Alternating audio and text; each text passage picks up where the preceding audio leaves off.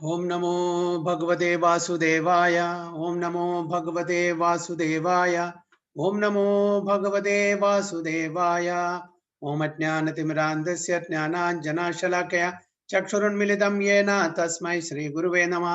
श्रीचैतन्यमनोभीष्टं स्थापितं येन भूतले स्वयं रूप कदा मह्यं ददाति सुपदान्तिकं वन्देऽहं श्रीगुरुं श्रीयुतपदकमलं श्रीगुरुं वैष्णवांश्च श्रीरूपं साग्रजातं सगण रघुनाथान्वितं तं सजीवं साद्वैतं सावधूतं परिजन सहितं कृष्ण चैतन्य देवं श्री राधा कृष्ण पादान् सगण ललिता शिविशाखान्वितंश्च हे कृष्णा करुणा सिंधु दीनबंधो जगत्पदे गोपेश गोपिका कांद राधा कांद नमोस्तुते तप्त कांचन गौरांगी राधे वृंदावनेश्वरी वृषभानुसुते देवी प्रणमामि हरिप्रिये वाञ्छा कल्पतरुभ्यश्च कृपा सिन्धुभ्येव च पतितानां पावनेभ्यो वैष्णवेभ्यो नमो नमः। जय श्री कृष्ण चैतन्य प्रभु नित्यानंद श्री अद्वैत गदाधर श्रीवासादि गौर भक्त वृंद हरे कृष्ण कृष्ण कृष्ण हरे हरे हरे राम राम राम हरे हरे। हरि ओम तत्सत्. സോ എല്ലാ ഭക്തന്മാർക്കും സ്വാഗതം. ഇന്ന് ഇത് രണ്ടാമത്തെ ക്ലാസ് ആണ്. ഓക്കെ, ഈ ബാച്ചിന്റെ രണ്ടാമത്തെ ക്ലാസ് ആണ് നമ്മൾ എടുക്കുന്നത്. ഒരു ക്ലാസ് കഴിഞ്ഞു. കഴിഞ്ഞ ശനിയാഴ്ച ക്ലാസ് ദീപാവലി കാരണം നമ്മൾ ക്യാൻസൽ ചെയ്തു. അതിന്റെ മുമ്പാണ് ആദ്യത്തെ ക്ലാസ് നമ്മൾ എടുത്തത്. അപ്പോ നമ്മൾ വായിക്കാൻ പോകുന്നത് ഞാൻ ഷെയർ ചെയ്യാം. Okay, one second.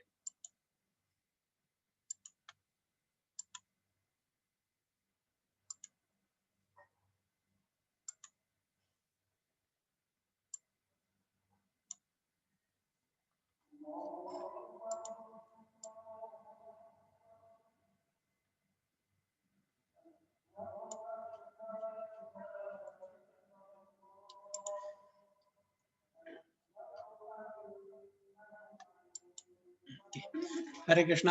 സോ എല്ലാവർക്കും വീണ്ടും സ്വാഗതം.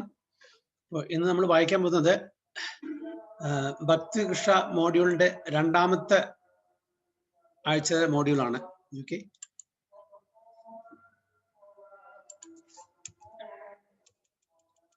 ആധ്യാത്മിക പഠനം ആഴ്ച 2, പുനർജന്മ ശാസ്ത്രത്തിൽ നിന്ന് ദിവ്യപൂജ ശ്രീ ശ്രീമദ് ഭക്തി വേദാന്ത സ്വാമി പ്രഭുപാദ. പുനർജന്മ ശാസ്ത്രം. ഒരേ സമയത്ത് ഒരേ ദിവസം തന്നെ 2 കുട്ടികൾ ജനിക്കുന്നു. അതിൽ ആദ്യത്തെ കുട്ടിയുടെ മാതാപിതാക്കൾ സമ്പന്നരും അഭ്യസ്തവിദ്യരും ആകുന്നു എന്നു മാത്രമല്ല, അവർ വർഷങ്ങളായിട്ട് വളരെ ആകാംക്ഷയോടെ ഈ കുട്ടിയുടെ ജനനം കാത്തിരിക്കുകയായിരുന്നു. കുട്ടി ഒരു ആൺകുഞ്ഞ് വളരെ ശോഭയോടും ആരോഗ്യത്തോടും എല്ലാവരെയും ആകർഷിക്കുന്ന സൗകുമാര്യത്തോടും ഭാവിയുടെ വാഗ്ദാനമായി പിറന്നു. തീർച്ചയായും വിധി അവനെ കനിഞ്ഞിരിക്കുന്നു. രണ്ടാമത്തെ കുട്ടി പിറക്കുന്നത് പൂർണ്ണമായും മറ്റൊരു സാഹചര്യത്തിലാണ്. ഈ കുട്ടിയുടെ അമ്മ ഗർഭാവസ്ഥയിൽ തന്നെ ഉപേക്ഷിക്കപ്പെട്ടവളായിരുന്നു. അവളുടെ ദരിദ്രപൂർണമായ ചുറ്റുപാടിൽ ഇങ്ങനെ ഒരു കുട്ടിയെ പ്രസവിച്ചു വളർത്തുന്നതിൽ ഒരു താല്പര്യവും ഇല്ലായിരുന്നു. അവരുടെ മുന്നോട്ടുള്ള പാത വളരെ കഠിനവും പ്രയാസമേറിയതുമായിരുന്നു. ലോകം മുഴുവൻ കാണുന്ന ഇതുപോലുള്ള അസന്തുലിതാവസ്ഥ പലപ്പോഴും പല പല ചിന്തകളെ ഉണർത്തുന്നു. ഈശ്വരനെ എങ്ങനെ ഇതുപോലുള്ള അനീതികൾ കാട്ടാൻ സാധിക്കുന്നു? ജോർജിനും മേരിക്കും എന്തു തെറ്റിന്റെ പേരിലാണ് കുട്ടി അന്ധനായി പിറന്നത്? അവർ നല്ല മനുഷ്യർ ആയിരുന്നല്ലോ. ഈശ്വരൻ ഇത്ര ദയയില്ലാത്തവനാണോ?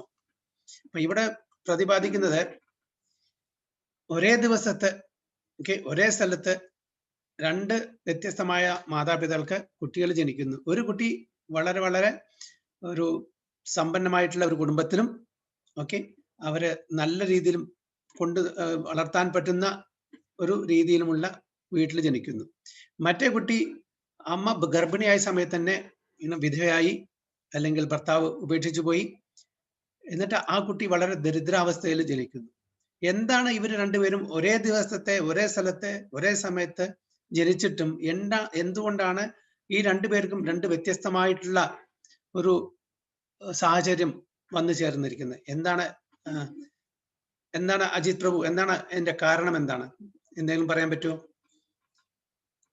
ഒരേ same day, same date, same place, same time, ഒരു വ്യത്യാസമില്ലേ? എന്തുകൊണ്ട് ഒരു കുട്ടി നല്ല രീതിയിലും വേറൊരു കുട്ടി ഇങ്ങനെ ഒരു ബുദ്ധിമുട്ടുള്ള ഒരു സ്ഥലത്തും അങ്ങനത്തെ ഒരു രീതിയിലും ജനിച്ചു? എന്താണ് കാരണം? ഒന്ന് മുജ്ജന്മ സുകൃതം. ഓക്കെ. അതിന്റെ അല്ലെങ്കിൽ അതിന്റെ പാപം എന്താണ്? മുൻജന്മ സുകൃതം പാപം അതിന്റെ ഫലമായിട്ടാണോ? Okay, good. ഓക്കെ, ശ്രീദേവി മാതാജി എന്താണ് അഭിപ്രായം? അങ്ങനെ തന്നെയാ. നമ്മളെപ്പോഴും അങ്ങനെയല്ലേ പറയാ, എന്തോ പുനർജന്മത്തിൽ ചെയ്ത പാപം അങ്ങനെ പറയില്ലേ? ഓക്കെ, തീർച്ചയായിട്ടും. സ്മിത മാതാജി? മുജ്ജന്മത്തിൽ ചെയ്ത ദോഷം അത് തന്നെയാ. ഓക്കെ, അപ്പൊ എല്ലാവരും അഭിപ്രായം മുജ്ജന്മ സുഹൃതം. അപ്പൊ മുൻജന്മത്തിൽ നമ്മൾ എന്ത് ചെയ്യുന്നു അതായിരിക്കും നമുക്ക് പിന്നീട് നമുക്ക് വന്നു ഭവിക്കുന്നത്, അല്ലെ? അപ്പൊ ഒരേ സമയത്തും ഒരേ സ്ഥലത്തെ ഒരേ ദിവസത്തെ ജനിച്ചാലും രണ്ടും ഈവൺ അതല്ല, ഒരേ വീട്ടിലെ ഒരേ അമ്മയുടെ രണ്ട് കുട്ടികൾ ഐഡന്റിക്കൽ ട്വിൻസ് ആയിട്ട് ജനിക്കുന്നു. അവർക്കോ അവരും രണ്ട് രീതിയിലാണ് വളരുന്നത്. ചിലപ്പോൾ ഒരു കുട്ടി വളരെ നന്നായിട്ട് ശോഭിക്കും, ഒരു കുട്ടി ചിലപ്പോൾ മന്ദബുദ്ധി ആയിരിക്കും. അപ്പൊ നമ്മൾക്ക് ഇവിടെ എന്താണ് നമുക്ക് മനസ്സിലാക്കേണ്ടത് വെച്ചാൽ പുനർജന്മം ഉണ്ട്, അല്ലേ? അല്ലെങ്കിൽ ഭഗവാൻ പക്ഷപാതം കാണിക്കുന്നു, അതാണ് നമുക്ക് മനസ്സിലാക്കേണ്ടത്. പുനർജന്മം ഇല്ലെങ്കിൽ ജനിച്ചൊരു കുട്ടിക്ക് ഒരു അവസരം കൊടുക്കാതെ എന്തുകൊണ്ട് ആ കുട്ടി ഇങ്ങനെ ഒരു ദരിദ്രനായിട്ട് അല്ലെങ്കിൽ ഒരു ഹാൻഡിക്യാപ്പായിട്ട് ജനിക്കേണ്ടി വരുന്നു, അല്ലേ? അല്ലെങ്കിൽ ഭഗവാൻ ദയയില്ലാത്തവനാണോ എന്ന് നമ്മൾ തോന്നില്ലേ? നമുക്കൊരു എല്ലാവർക്കും ഈക്വലായിട്ട് സമമായിട്ട് ഒരു ഓപ്പർച്യൂണിറ്റി അവസരം തരിക, എന്നിട്ട് അതിൽ മികച്ച കാഴ്ച വയ്ക്കുകയാണെങ്കിൽ ഓക്കെ, കുഴപ്പമില്ല. ഇത് ഒരു ജനിച്ച കുട്ടിക്ക് ബുദ്ധിയും കൂടി ഉറച്ചിട്ടില്ല. അങ്ങനത്തെ ഒരു കുട്ടിക്ക് എന്തുകൊണ്ടാണ് ഡിഫറെന്റ് സിറ്റുവേഷൻ വന്നു ചേരുന്നത്? അപ്പൊ നമുക്ക് ഒരേ ഒരു കാര്യം നമുക്കിന്ന് മനസ്സിലാക്കാൻ പറ്റുള്ളൂ. എന്താണ്? ഇതിന് മുന്നത്തെ പല ജന്മങ്ങളും നമ്മൾ ജനിച്ചും മരിച്ചും പോയിട്ടുണ്ട്. അപ്പൊ ആ ജന്മങ്ങളിൽ പല കർമ്മങ്ങളും നമ്മൾ ചെയ്തിട്ടുണ്ട്, നല്ലതും ചീത്തമായിട്ടില്ല.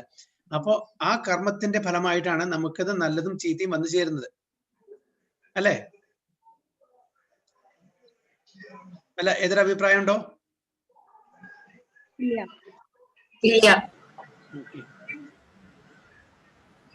എല്ലാവർക്കും സെയിം അല്ലേ? മാതാജി? അതെ. സ്വാതി മാതാജി? യെസ് പ്രഭുജി. Yes, okay. യെസ് പ്രഭുജി. സമ്മതിക്കുന്നില്ലേ ഈ ഇതോടെ? അതെ അതെ, തീർച്ചയായും പൂർണ്ണമായും സമ്മതിക്കുന്നു. അപ്പോ നമുക്ക് എല്ലാവരും, അതായത് പുനർജന്മത്തിൽ വിശ്വാസമുണ്ട്. ഇനി ഇത് കഴിഞ്ഞാൽ നമ്മളുടെ അവസ്ഥ എന്തായിരിക്കും? നമ്മൾ എവിടേക്ക് പോകുന്നു എന്തായിരിക്കും? ഓക്കെ, നമ്മള് കഴിഞ്ഞ ജന്മത്തിൽ ചെയ്ത കർമ്മത്തിന്റെ ഫലമായിട്ട് നമുക്ക് ഇങ്ങനത്തെ ഒരു ജന്മം കിട്ടി, നല്ലത് ചീത്ത എങ്ങനെയാണ്. ഇനി നമ്മൾ അടുത്ത ജന്മം എന്തായി തീരണം എന്നത് നമ്മുടെ കയ്യിലാണോ? അതെ, അത് നമ്മുടെ കയ്യിലാണ്. അപ്പൊ അത് നല്ലൊരു ജീവിതമാക്കി തീർക്കാൻ വേണ്ടിയിട്ട് നമ്മൾ എന്ത് ചെയ്യണം എന്ന് നമ്മൾ അതിനെപ്പറ്റി ആലോചിച്ചിട്ടുണ്ടോ എല്ലാവരും? ഭഗവാനോട് കൂടുതൽ എടുക്കണം. എന്താ വേണ്ടേ? ഭഗവാനോട് കൂടുതൽ എടുക്കണം. ഭഗവാനോട് കൂടുതൽ എടുക്കണം. ഓക്കെ, ഭഗവാന്റെ ഇച്ഛാനുസാരം നമ്മൾ ജീവിക്കണം, ഇച്ഛ അനുസരിച്ച് നമ്മൾ ജീവിക്കണം, അല്ലെ? ഭഗവാൻ എന്താണ് ഭഗവത്ഗീതയിലും മറ്റ് മതഗ്രന്ഥങ്ങളിലും നമുക്ക് പറഞ്ഞു തന്നിരിക്കുന്നത്, അത് പ്രകാരം നമ്മൾ ജീവിച്ചാൽ നമുക്ക് വീണ്ടും ഒരു ജനനം ഇല്ലാതെ നമുക്ക് ആധ്യാത്മിക ലോകത്തിലേക്ക് പോകാൻ പറ്റും. ഭഗവാനെ തൃപ്തിപ്പെടുത്തി, ഭഗവാന്റെ തൃപ്തിക്ക് വേണ്ടിയിട്ട് ഭഗവാന്റെ നിർദ്ദേശപ്രകാരം നമ്മൾ ജീവിക്കുകയാണെങ്കിൽ തിരിച്ച് ഇവിടെ ഈ ഭൗതിക ലോകത്തിൽ വരേണ്ട ആവശ്യം വരുന്നില്ല, അല്ലെ? അതല്ലേ അതിന്റെ കാര്യം? അതെ അതെ. അപ്പോ നമ്മൾ എങ്ങനെ ജീവിക്കണം എന്ന് നമുക്ക് എവിടുന്ന് മനസ്സിലാക്കാൻ പറ്റും?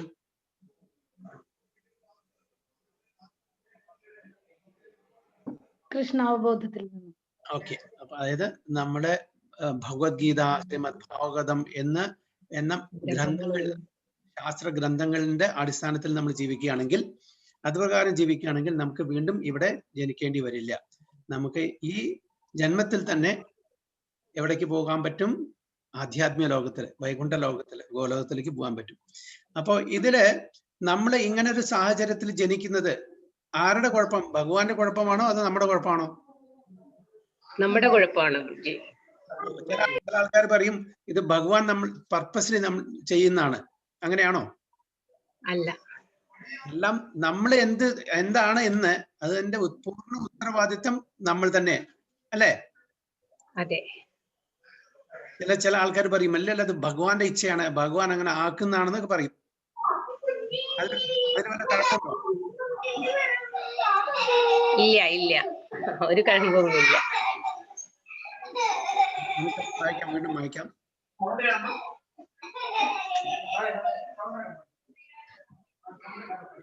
പുനർജന്മത്തിന്റെ തത്വങ്ങളിൽ ജീവിതത്തെ മറ്റൊരു വീക്ഷണത്തോടെ കാണുവാൻ പറ്റും. ശാശ്വതത്തിന്റെ വീക്ഷണത്തിൽ, ഈ വീക്ഷണത്തിൽ നോക്കിയാൽ കാണാൻ പറ്റുന്നത് ഈ ചുരുങ്ങിയ ജീവിതകാലം നമ്മുടെ ജീവിതത്തിന്റെ തുടക്കമല്ല, എന്നാൽ ഇത് സമയത്തിന്റെ ഒരു ചെറിയ സ്ഫുലിംഗം മാത്രമാണ്.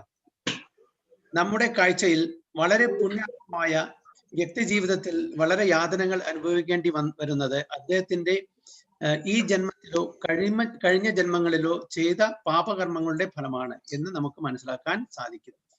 ഈ കാഴ്ചപ്പാടോടെ നോക്കിയാൽ എങ്ങനെയാണ് ഓരോ ജീവാത്മാവും അവരവരുടെ കർമ്മത്തിന് ഉത്തരവാദിയായി തീരുന്നതെന്ന് നമുക്ക് മനസ്സിലാക്കാം. നമ്മൾ സംസാരിച്ച പോലെ നമ്മൾ ഓരോരുത്തരും നമ്മൾ ചെയ്ത കർമ്മത്തിന്റെ ഫലമാണ് ഇപ്പൊ അനുഭവിക്കുന്നത്. അത് നല്ലതായാലും ചീത്തയായാലും നല്ല കർമ്മങ്ങൾ ചെയ്താൽ നമ്മൾക്ക് നല്ലൊരു ജന്മം കിട്ടും.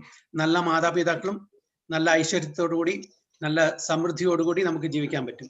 ചീത്ത കർമ്മങ്ങൾ ചെയ്യുകയാണെങ്കിൽ അങ്ങനത്തെ ഒരു ജന്മമാണ് നമുക്ക് കിട്ടുകയാണെങ്കിൽ നമുക്ക് ദരിദ്ര കുടുംബത്തിൽ ജനിക്കേണ്ടി വരും. ഓക്കെ, എല്ലാം കൊണ്ടും നമുക്ക് വിഷമമേറിയ ഒരു ജീവമായിരിക്കും. അപ്പൊ നമ്മളാണ് ഇതിന്റെ കാരണക്കാരൻ. നമ്മൾ ഈ ജനിച്ചിരിക്കുന്ന അതിന്റെ പൂർണ്ണ ഉത്തരവാദിത്വം നമുക്ക് മാത്രമാണ്. ഈശ്വരന് ഇതിൽ ഒരു കയ്യുമില്ല. അപ്പൊ ഇതാണ് കർമ്മഫലം എന്ന് പറയുന്നത്. നമ്മൾ ഓരോരുത്തരും ഓരോ തട്ടിലാണ്, ഓരോ നിലയിലാണ് ജീവിക്കുന്നത് അല്ലെ? ചില ആൾക്കാർ വളരെ നല്ല ജീവിതം, ഒരു ബുദ്ധിമുട്ടുമില്ല, അസുഖങ്ങളില്ല, നല്ല കുടുംബം, എല്ലാവരും വളരെ കോപ്പറേറ്റീവായിട്ട് ജീവിക്കുന്നു, സഹകരണത്തോടുകൂടി. ചില ആൾക്കാരുടെ വീട്ടിൽ എപ്പോഴും വഴക്ക്, പൈസ ഇല്ല, നല്ല ജോലിയില്ല, റിലേഷൻഷിപ്സ് ഇല്ല. ഇതെല്ലാം അവനവൻ തന്നെ വരുത്തിവെച്ച ആ കർമ്മഫലത്തിന്റെ അടിസ്ഥാനത്തിലാണ് നമുക്ക് കിട്ടുന്നത് എന്നാണ് ഇത് പറയുന്നത്. അപ്പൊ ശാസ്ത്രത്തിന്റെ അടിസ്ഥാനത്തില് നമ്മളിത് വീക്ഷിക്കാൻ നമ്മളുടെ ഈ ജീവിതം കഴിഞ്ഞ് എത്രയോ ജന്മങ്ങളായിട്ടുള്ള ആ പാപഫലത്തിന്റെയോ അല്ലെങ്കിൽ പുണ്യഫലത്തിന്റെയോ ആ ഒരു സ്വരൂപമാണ് നമുക്ക് ഈ ജന്മത്തിൽ കിട്ടിയിരിക്കുന്നത്. ഇനി വരാൻ പോകുന്നതും എന്താണ്? ഇനി വരാൻ പോകുന്ന ജീവിതം ഈ കഴിഞ്ഞ ജീവിതത്തിലെ അല്ലെങ്കിൽ കഴിഞ്ഞ ജന്മത്തിലെ അല്ലെങ്കിൽ ഈ ജന്മത്തിലെ നമ്മുടെ കർമ്മത്തിന്റെ ഫലമായിട്ടായിരിക്കും. അപ്പൊ നമുക്ക് ഇത്രയും കാലം നമുക്ക് അത് മനസ്സിലായിട്ടുണ്ടായിരുന്നില്ല. ഇപ്പൊ നമുക്കറിയാം ഇനി മുതൽക്ക് നമ്മൾ എങ്ങനെ ജീവിക്കണം. നമ്മൾ നന്നായി ജീവിച്ചാൽ തീർച്ചയായിട്ടും ഈ ഭൗതിക ലോകത്തിന് കയറാൻ പറ്റും. ഇല്ലെങ്കിൽ വീണ്ടും വീണ്ടും പുനരപ്പി ജനനം പുനരപ്പി മരണം എന്ന് ശങ്കരാചാര്യർ പറഞ്ഞ പോലെ വീണ്ടും വീണ്ടും പല അമ്മയുടെ ഉദരത്തിൽ നമുക്ക് ജനിക്കേണ്ടി വരും. ചില സമയത്ത് നമുക്ക് മനുഷ്യന്റെ ശരീരം കിട്ടും, ചില സമയത്ത് മൃഗങ്ങളുടെ ശരീരം കിട്ടും, ചില സമയത്ത് പക്ഷികളുടെ കിട്ടും, ചില സമയത്ത് മരങ്ങൾ, അല്ലെങ്കിൽ ചില സമയത്ത് മത്സ്യം. ഇങ്ങനെ പല 8,400,000 സ്പീഷീസ് ഉണ്ട്. 84 ലക്ഷം സ്പീഷീസ് ഉണ്ട് വർഗങ്ങളുടെ. അതിൽ ഏതെങ്കിലും ഒരു സ്പീഷീസിൽ നമുക്ക് ജന്മം കിട്ടും. അത് നമ്മുടെ കർമ്മഫലം അനുസരിച്ചും. നമ്മൾ എന്തോ സുഹൃതി ചെയ്തിട്ടുണ്ട്. ആ സുഹൃതിയുടെ കാരണം കൊണ്ടാണ് നമുക്ക് ഇപ്പോ മനുഷ്യജന്മം കിട്ടിയിരിക്കുന്നത്. പ്രഹ്ലാദ മഹാരാജ് പറഞ്ഞിരിക്കുന്നത് കൗമാരം ആചരേത് പ്രാജ്ഞു. അപ്പൊ നമ്മൾ കൗമാരം എന്ന് പറഞ്ഞാൽ 1 വയസ്സ് മുതൽ 5 വയസ്സ് വരെയുള്ള ആ കാലയളവിൽ നമ്മൾ ഈ സ്പിരിച്വാലിറ്റി, ഡിവോഷൻ സർവീസ്, ഭക്തിയുത സേവനം നമ്മൾ തുടങ്ങണം. അല്ലാണ്ട് ഈ ഭക്തിയുത സേവനം 60 വയസ്സ് കഴിഞ്ഞിട്ടോ 70 വയസ്സ് കഴിഞ്ഞിട്ടോ നമ്മൾ വയസ്സായിട്ട് നമുക്ക് കേൾക്കാൻ പറ്റില്ല, കാണാൻ പറ്റില്ല, നമ്മുടെ ശരീരം നമുക്ക് ശരിക്കും വഴങ്ങില്ല. ആ സമയത്തല്ല നമ്മൾ ഭക്തി ചെയ്യേണ്ടത്. വളരെ ചെറുപ്പകാലത്ത് തന്നെ നമ്മൾ ഭക്തി മാർഗത്തിൽ വരണം. നല്ല സമയം ഭഗവാന് കൊടുക്കണം. അപ്പോഴേ നമ്മൾ നല്ല കാര്യങ്ങളിൽ ഇടപെടുള്ളൂ, നല്ല കാര്യങ്ങൾ ചെയ്യുള്ളൂ. അല്ലാതെ ചില ആൾക്കാർ പറയും ഇതെല്ലാം റിട്ടയർമെന്റ് കഴിഞ്ഞിട്ട് ചെയ്യേണ്ട കാര്യങ്ങളല്ലേ, ഇപ്പൊ നിങ്ങൾക്ക് ജീവിച്ചൂടെ, നന്നായിട്ട് ഭൗതിക സുഖങ്ങളൊക്കെ സുഖിച്ച് ജീവിച്ചൂടെ. പക്ഷെ അങ്ങനെ ഭൗതിക സുഖങ്ങളൊക്കെ അനുഭവിച്ച് ജീവിക്കുകയാണെങ്കിൽ വീണ്ടും നമുക്ക് ജനിക്കേണ്ടി വരും. അത് എങ്ങനെ ജനിക്കും എന്ന് നമുക്ക് വീണ്ടും അറിയില്ല. ഏത് കുലത്തിൽ ജനിക്കും, ഏത് വർഗത്തിൽ ജനിക്കും, മനുഷ്യനായിട്ട് ജനിക്കുമോ മൃഗമായിട്ട് ജനിക്കുമോ ഒന്നും അറിയാൻ പറ്റില്ല. അപ്പോ ബെറ്റർ ലേറ്റ് ദാൻ നെവർ. നമുക്കൊക്കെ ഒന്ന് പല ആൾക്കാർക്കും, നമ്മളുടെ ഇതിലുള്ള പല ആൾക്കാർക്കും കുട്ടിക്കാലം മുതൽക്കേ ഈ ഒരു ശിക്ഷണം കിട്ടിയിട്ടില്ല. കാരണം വെച്ചാൽ നമ്മളുടെ അങ്ങനെ ഒരു ചുറ്റുപാടായിരുന്നു. അപ്പൊ അതുകൊണ്ട് അറ്റ്ലീസ്റ്റ് ലേറ്റ് ആണെങ്കിലും കൂടിയിട്ട് നമ്മൾ ഇപ്പോഴെങ്കിലും ഇത് എടുക്കണം വളരെ സീരിയസ് ആയിട്ട്. നമ്മൾ നമ്മുടെ കുട്ടികളെയും പറഞ്ഞ് മനസ്സിലാക്കി കൊടുക്കണം. കാരണം ഇനിയെങ്കിലും ഈ വേറൊരു അമ്മയുടെ ഉദരത്തിൽ ജനിക്കാണ്ട് നമ്മുടെ ആധ്യാത്മിക ലോകത്തിലേക്ക് പോകാൻ വേണ്ടി എല്ലാ കാര്യങ്ങളും ഭക്തിയുത സേവനം ചെയ്തിട്ട് അവിടെ എത്തിക്കിട്ടാനുള്ള ആ വഴി നമ്മൾ നോക്കണം. ഇല്ലെങ്കിൽ എത്രയോ ജന്മങ്ങൾ വീണ്ടും വീണ്ടും എടുക്കേണ്ടി വരും. നമുക്ക് ഇതിൽ ആരെങ്കിലും 100% സുഖമായിട്ടിരിക്കുന്നവരുണ്ടോ?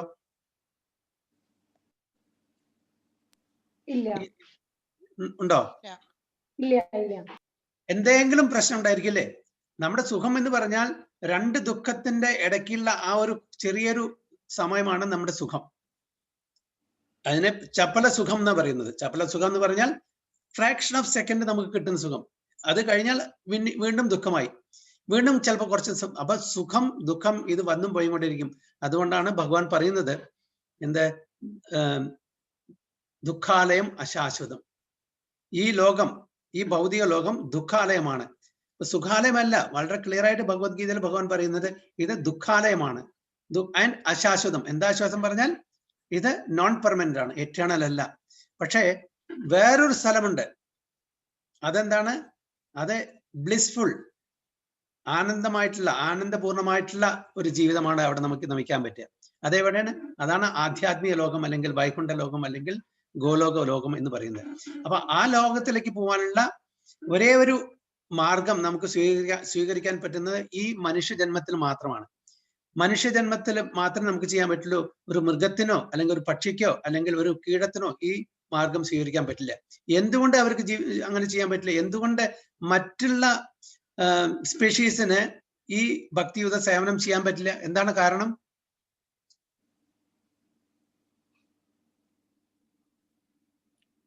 അറിയോ? ഇപ്പൊ നമുക്ക് മാത്രമേ ഈ കർമ്മഫലമുള്ളൂ, മറ്റുള്ളവർക്ക് കർമ്മഫലമില്ല. എന്താണ് മറ്റുള്ള മൃഗങ്ങൾക്കോ അല്ല താഴെക്കടയിലുള്ള ജീവജാലങ്ങൾക്കും കർമ്മഫലം ഇല്ല എന്ന് പറയുന്നത്? അവർക്ക് തിങ്ക് ചെയ്ത് കാര്യങ്ങൾ ചെയ്യാനുള്ള അവർക്ക്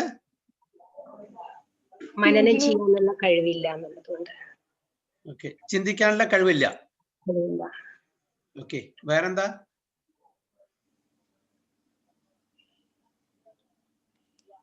അത് മാത്രമേ ഉള്ളൂ?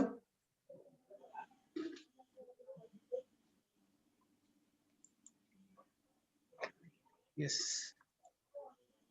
എന്താണ് മറ്റുള്ളവർക്ക് കർമ്മഫലം ഇല്ല എന്ന് പറയുന്നത്? മനുഷ്യർക്ക് മാത്രമേ കർമ്മഫലം ഉള്ളൂ.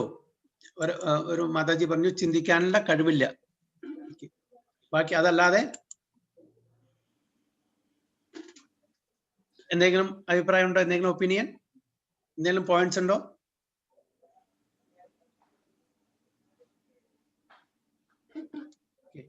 മാതാജി പറഞ്ഞു ശരിയാണ്. അവർക്ക് ഭഗവാനെ അറിയില്ല. പ്രത്യക്ഷത്തിൽ അവർക്ക് ഉയരാനുള്ള ആ ഒരു അറിവ് അവർക്ക് ഇല്ലല്ലോ പ്രഭുജി. അത് മനുഷ്യന് മാത്രമല്ലേ ഉള്ളൂ. അപ്പൊ ഈ മനുഷ്യന് വിവേക ബുദ്ധി, ശരി എന്ത് തെറ്റെന്ന് തിരിച്ചറിയാനുള്ള ബുദ്ധിയുണ്ട്, എഴുതാനും വായിക്കാനും. പിന്നെ ഹയർ റീസണിങ് പവർ ഉണ്ട്, ഹയർ കോൺഷ്യസ്നെസ് ഉണ്ട്. ഇതെല്ലാം മറ്റുള്ള ജീവജാലങ്ങൾക്ക് കൊടുത്തിട്ടില്ല ഭഗവാൻ.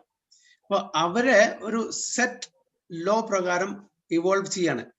അപ്പൊ നമ്മൾ ഈ ജന്മത്തിൽ എന്ത് ചെയ്യുന്നു, അപ്പൊ അതിന്റെ അടിസ്ഥാനത്തിലാണ് നമുക്ക് അടുത്ത ജന്മം കിട്ടുന്നത്. അപ്പൊ നമ്മൾ നല്ല കർമ്മം ചെയ്തിട്ടില്ലെങ്കിൽ നമ്മൾക്ക് ഫോർ എക്സാമ്പിൾ ഒരു മൃഗമായിട്ട് ജനിക്കുകയാണ്. അപ്പൊ ആ മൃഗമായിട്ട് ജനിക്കുന്നത് ഈ മനുഷ്യജന്മത്തിൽ ചെയ്ത പാപത്തിന്റെ ഫലമായിട്ടാണ് ഒരു മൃഗമായിട്ട് ജനിക്കുന്നത്. അപ്പൊ മൃഗം എന്ത് ചെയ്യുന്നു അത് ആ പ്രകൃതി നിയമത്തിന്റെ വിരോധമായിട്ട് നടക്കില്ല ഒരിക്കലും. മനുഷ്യനൊഴികെ ഒരു ജീവജാലങ്ങളും പ്രകൃതി നിയമത്തിന്റെ വിരോധമായിട്ട് ജീവിക്കില്ല. മനസ്സിലാക്കില്ലേ? അവർക്ക് ഒരു കാര്യമില്ല, നമുക്കുണ്ട്. എന്താണത്? അവർക്കില്ലാത്ത ഒരേ ഒരു കാര്യം മനുഷ്യർക്കുണ്ട്. എന്താണ് അറിയോ? അത് വിവേകബുദ്ധി, ചിന്താശക്തി. ചിന്താശക്തി. ഓക്കെ, അവർക്കും to a certain extent consciousness ഉണ്ട്, ചിന്താശക്തി, ഇന്റലിജൻസ് ഒക്കെ ഉണ്ട്. പക്ഷെ നമ്മൾ അത്ര ഇല്ല എന്നല്ല. നമുക്ക് ഒന്നുണ്ട്, ഒന്ന് അത് അവർക്കില്ല. ആർക്കെങ്കിലും പറയാൻ പറ്റുമോ? ഒരു എലിമെന്റ് എന്താണത്? തെറ്റും തിരിച്ചറിയാനുള്ള കഴിവ്. തെറ്റും ശരിയും തിരിച്ചറിയാനുള്ള കഴിവ്. ഓക്കെ, അതുണ്ട്. അല്ലാതെ ഓർമ്മശക്തിയാണോ പ്രഭുജി? ഓർമ്മ അവർക്കുണ്ടല്ലോ. ഓർമ്മ ഈവൻ പാമ്പിനൊക്കെ നല്ല ഓർമ്മശക്തിയാണ്. ഓർമ്മശക്തി ഉണ്ട്. ഓക്കെ, ഓർമ്മശക്തി എല്ലാവർക്കും അതിൻ്റെതായിട്ടുള്ള ലെവൽ അനുസരിച്ചുണ്ട്. ബുദ്ധിയുണ്ട്, കോൺഷ്യസ്നെസ്സും ഉണ്ട്. നമുക്കുള്ളത് ഫ്രീഡം, കുറച്ച് ഫ്രീഡം ഉണ്ട്, അവർക്ക് ഫ്രീഡം ഇല്ല അല്ലേ? മനുഷ്യർക്ക് മാത്രമേ ഈ സ്വാതന്ത്ര്യമുള്ളൂ. നമുക്കിപ്പോ ഫോർ എക്സാമ്പിൾ എല്ലാവരും വിളിച്ചു, ഇതിൽ വരാനോ വരാതിരിക്കാനുള്ള സ്വാതന്ത്ര്യം നമുക്കുണ്ട് ഇല്ലേ? We can exercise that free will. ആ ഫ്രീ വില്ല് 100% ഫ്രീ വിൽ ഇല്ല, കുറച്ച് ഫ്രീ വില്ല്, കുറച്ച് സ്വാതന്ത്ര്യം നമുക്ക് ഓപ്റ്റ് ചെയ്യാം എങ്ങനെ ജീവിക്കണം എന്നുള്ളത്. പക്ഷെ മൃഗങ്ങൾക്കോ മറ്റ് ജീവജാലങ്ങൾക്കോ അങ്ങനെ ഒരു ഓപ്ഷൻ ഉണ്ടോ? അവർക്ക് ഫ്രീ വിൽ ഉണ്ടോ? ഇൻഡിപെൻഡൻസ് ഉണ്ടോ? അപ്പൊ ഒരു പ്രകൃതി നിയമമുണ്ട്, ആ പ്രകൃതി നിയമത്തിനനുസരിച്ച് അവർക്ക് ജീവിക്കാൻ പറ്റും. ഒരു ആന അതെന്ത് കഴിക്കുന്നു, അത് പ്രകൃതി നിയമം വെച്ചിട്ടുണ്ട്, എന്നതേ കഴിക്കുള്ളൂ, അതിന്ന് ഭിന്നമായിട്ട് അവർ ചെയ്യില്ല. പക്ഷെ നമ്മൾ മനുഷ്യർ അവരെ കൊണ്ട് ചെയ്യിക്കുന്നത് അത് വേറെ കാര്യം. ഓക്കെ, നമ്മളെ എക്സ്പ്ലോയിറ്റ് ചെയ്യുന്നുണ്ട് അവരെ, അതല്ല ഞാൻ പറയുന്നത്. ബൈ നേച്ചർ ഒരു ആന എന്ത് കഴിക്കും? പട്ട അല്ലേ? അത് വേറൊരു മൃഗത്തിനെ കൊന്നിട്ട് കഴിക്കുവോ? ഓക്കെ, ഒരു സിംഹം എന്ത് കഴിക്കും? അത് വേറൊരു മൃഗത്തിനെ വേട്ടയാടി കൊന്ന് അതിനെ കഴിക്കും അല്ലേ? അതൊരു ലോ ഓഫ് നേച്ചറാണ്, ഒരു പ്രകൃതി നിയമമാണ്. അതിന് വിരുദ്ധമായിട്ട് അവർ പോവില്ല. നേരെ മറിച്ച് മനുഷ്യനോ? മനുഷ്യൻ എന്ത് ചെയ്യും? മനുഷ്യൻ ഈ പ്രകൃതി നിയമത്തിന്റെ വിരുദ്ധമായിട്ടും പോവും, എക്സ്പ്ലോയിറ്റേഷൻ ചെയ്യും.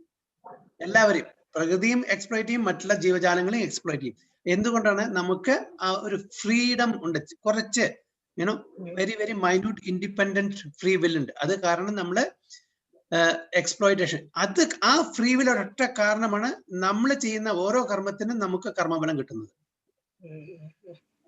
പറഞ്ഞു മനസ്സിലായോ? അപ്പൊ എന്താണ് നമ്മൾ ചെയ്യുന്ന ഓരോ കർമ്മത്തിനും നമുക്ക് കർമ്മഫലം ഉണ്ടാവാൻ കാരണം ഈ നമുക്ക് കിട്ടുന്ന ഫ്രീ വില്, അത് എങ്ങനെ എക്സസൈസ് ചെയ്യുന്നു അതനുസരിച്ച് നമുക്ക് കർമ്മഫലം. നേരെ മറിച്ച് മറ്റൊരു ജീവജാലങ്ങൾക്കും കർമ്മഫലം ഇല്ല, കാണിച്ചാൽ അവർക്ക് ഫ്രീ വില്ലില്ല, അവർക്ക് സ്വാതന്ത്ര്യമില്ല. അവർ പ്രകൃതി നിയമം അനുസരിച്ച് ജസ്റ്റ് ലൈക്ക് എ റോബോട്ട്, എന്താണ് പ്രകൃതി നിയമം അതനുസരിച്ച് ജീവിക്കുന്നു. എവിടെ വേണമെങ്കിലും ഉറങ്ങുന്നു, എപ്പോ നീക്കുന്നു, അതെല്ലാം അവർ. ഓക്കെ, ഞാൻ ഒരു പറയാണ്, സിംഹം പറയാ, നാളെ ഞാൻ 8 മണിക്ക് ഇന്ന സ്ഥലത്ത് പോവും, അങ്ങനെ ചിന്തിച്ചൊരു പ്ലാൻ ചെയ്തിട്ട് വർക്ക് ചെയ്യോ? പ്രീ പ്ലാൻ ചെയ്യാൻ പറ്റില്ല അവർക്ക്.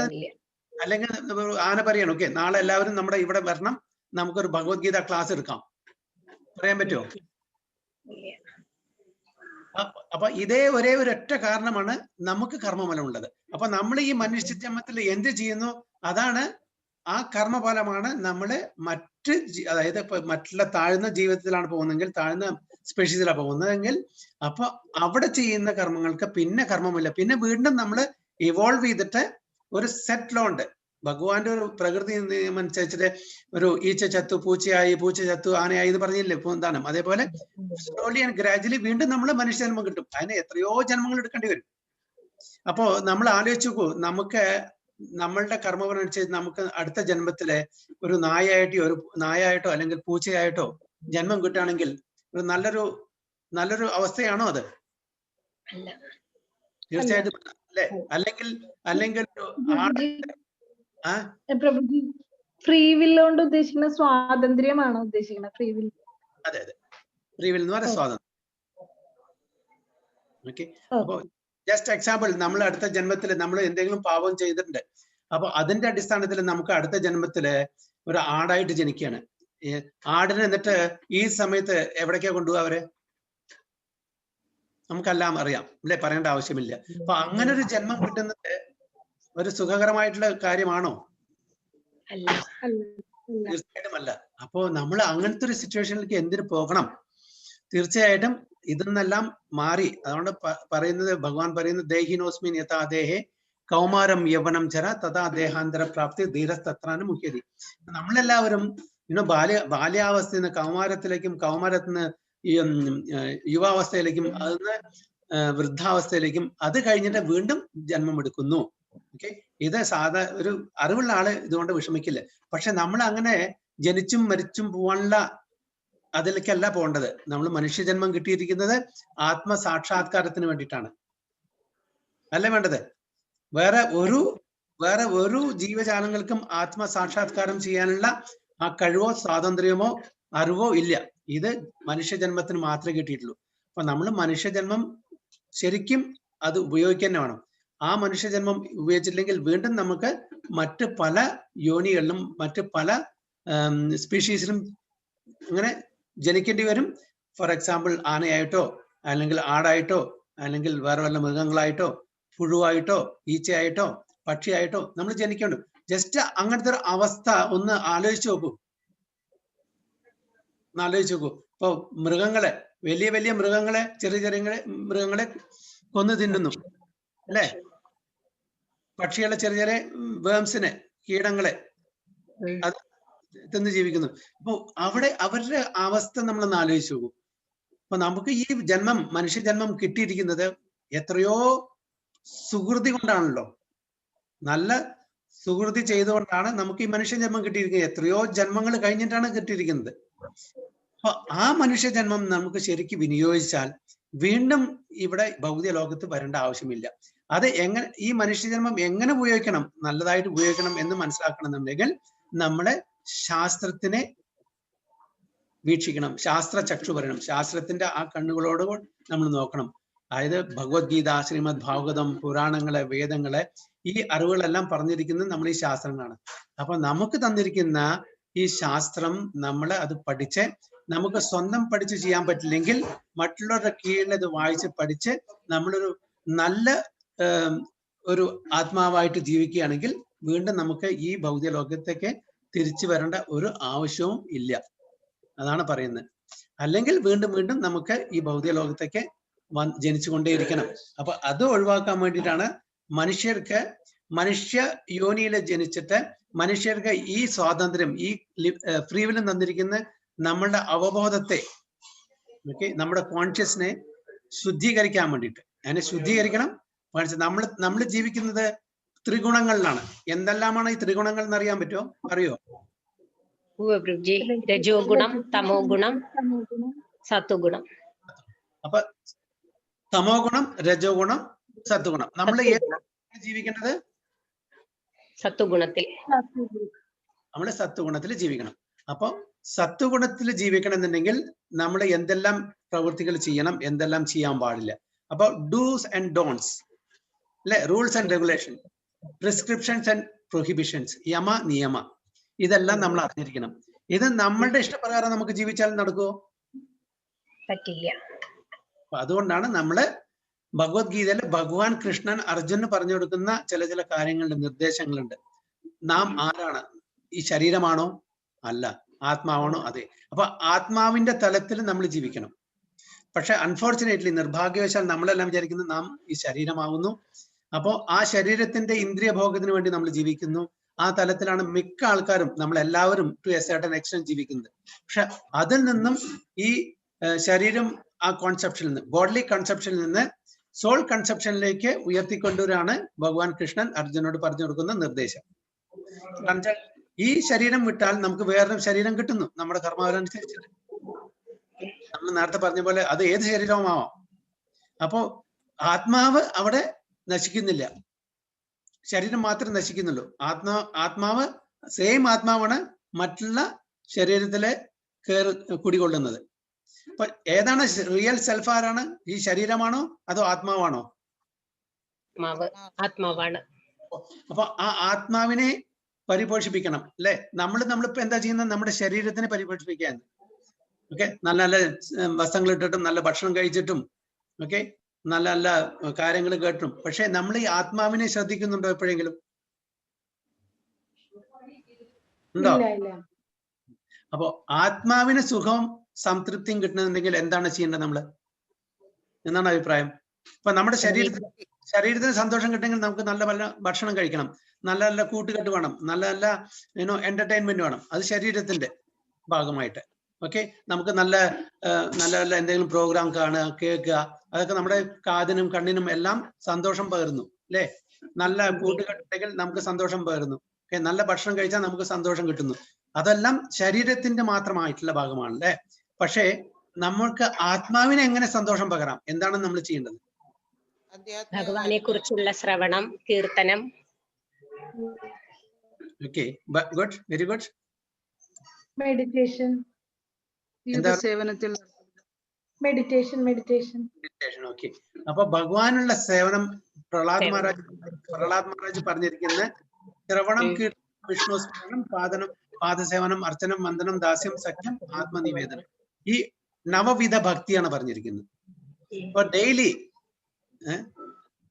ദൈനംദിനം ചെയ്യേണ്ട കാര്യം, നമ്മുടെ ഭൗതിക കാര്യങ്ങൾ ചെയ്യുന്നതോടുകൂടി നമ്മൾ ഈ ഭക്തിയുടെ സേവനത്തിലും ഏർപ്പെട്ടിരിക്കണം.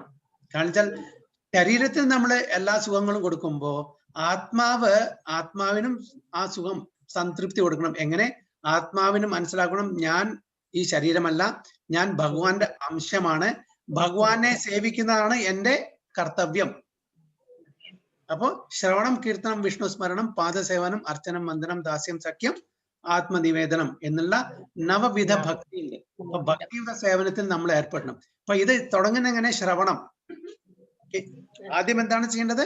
ശ്രവണം, ഹിയറിംഗ് അല്ലേ? അപ്പൊ നമുക്കറിയില്ല, കാരണം എങ്ങനെ നമുക്ക് ശിക്ഷണം അല്ലെങ്കിൽ നമുക്ക് എങ്ങനെ കിട്ടുന്നത്? ആദ്യം ശ്രവിച്ചിട്ടല്ലേ അല്ലേ? ശ്രവണം മുഖേനല്ലേ നമുക്ക് കിട്ടുന്ന അറിവ്. അപ്പൊ മറ്റുള്ള ഈ ആധ്യാത്മിക ഗുരുക്കന്മാരിന്ന്, ആധ്യാത്മികമായിട്ട് അറിവുള്ള ആൾക്കാരിൽ നിന്ന് നമ്മൾ ശ്രവിക്കണം. എന്ത് ശ്രവിക്കണം? സാധാരണത്തെ ഭൗതിക ലോകത്തിലെ കാര്യങ്ങളല്ല, ആത്മീയമായിട്ട് നമുക്ക് എങ്ങനെ ഒരു ഉന്നതി കിട്ടാം എന്നുള്ള കാര്യം. ഞാൻ ആരാണ്, ഭഗവാൻ ആരാണ്, ഞാനും ഭഗവാൻ തമ്മിലുള്ള ആ ബന്ധം എന്താണ്, എന്തുകൊണ്ടാണ് ഞാൻ ഈ ഭൗതിക ലോകത്തിൽ വന്നിരിക്കുന്നത്, എന്തുകൊണ്ടാണ് ഞാൻ ഈ ഭൗതിക ലോകത്തിൽ ദുഃഖിതനായിട്ട് ജീവിക്കുന്നത്, ഇതിന്ന് എങ്ങനെ കരകയറാം, എങ്ങനെ എനിക്ക് ഞാനും ഭഗവാനുമായിട്ടുള്ള ആ ബന്ധം പുനഃസ്ഥാപിക്കാം? ഈ ചോദ്യങ്ങൾ ചോദിക്കാനുള്ള ഉത്തരവാദിത്വം മനുഷ്യന് മാത്രമേ ഉള്ളൂ. ഇത് മറ്റുള്ള ജീവജാലങ്ങൾ ആരും ചോദിക്കില്ല. ഉണ്ടോ? ആരെങ്കിലും ചോദിക്കോ? ഒരു ആനയെ, ഒരു പുലിയോ അല്ലെങ്കിൽ വേറൊരു മൃഗങ്ങളോ ചോദിക്കോ ഞാൻ എന്തുകൊണ്ടാണ് ഈ ആനയുടെ ശരീരത്തിൽ വന്ന് കുടികൊള്ളുന്നത്? പലരും ചോദിക്കോ? അവർ ചോദിക്കില്ല.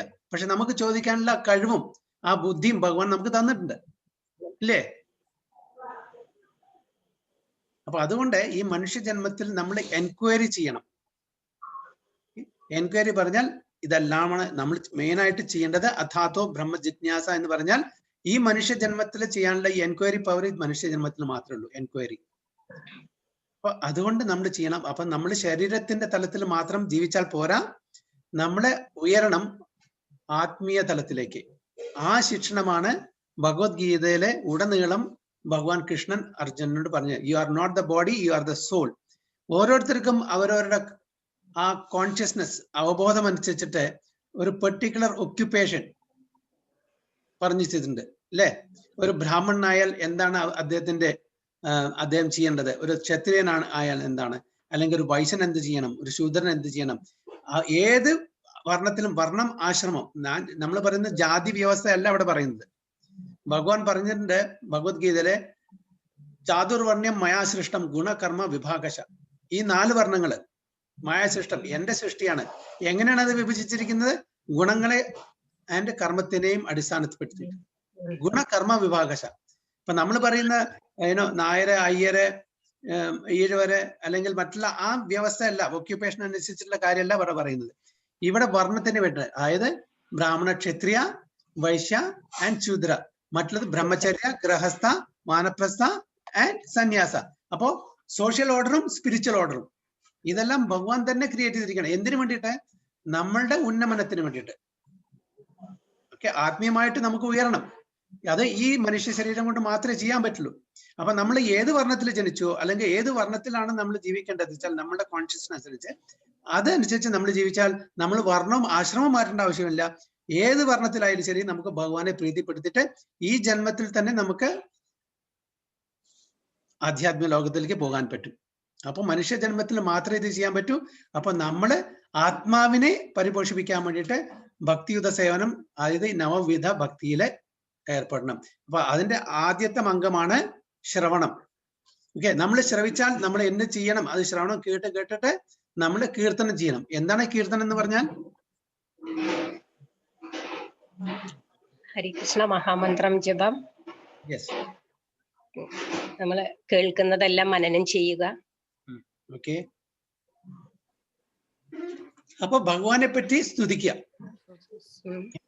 ഭഗവാന്റെ നാമങ്ങൾ സ്തുതിക്കുക, ഭഗവാന്റെ ലീലകളെ പറ്റി സ്തുതിക്കുക, ഓക്കെ, ഭഗവാന്റെ ധാമത്തിനെ പറ്റി സ്തുതിക്കുക. ഇതെല്ലാം കീർത്തനങ്ങളാണ്.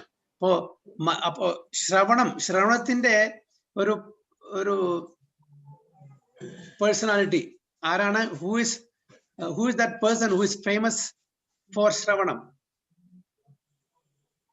ഈ ഓരോ നവവിധ ഭക്തിയുടെ അംഗത്തിനും ഓരോ പെർട്ടിക്കുലർ സെയിൻലി പേഴ്സണാലിറ്റീസ് ഉണ്ട്, മഹാജനങ്ങളുണ്ട്. അപ്പൊ ശ്രവണത്തിന്റെ ആരാണ് അറിയോ?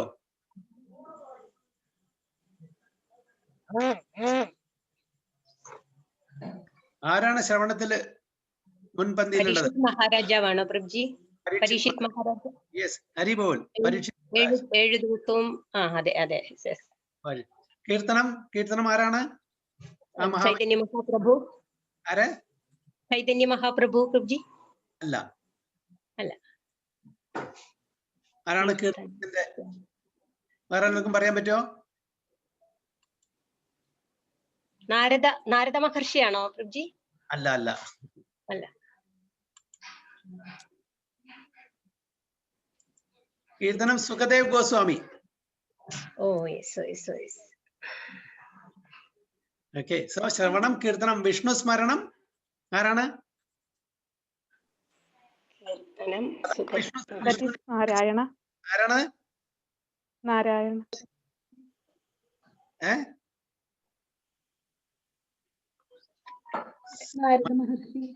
നാരദ മഹർഷി. പക്ഷേ നാരദ മഹർഷി ആണെങ്കിൽ കൂടി ഇവിടെ പ്രഹ്ലാദ് മഹാരാജാണ്. ഓക്കെ, സോ ശ്രവണം, കീർത്തനം, വിഷ്ണു സ്മരണം, പാദസേവനം. ആരാണ് പാദസേവനത്തിന്റെ?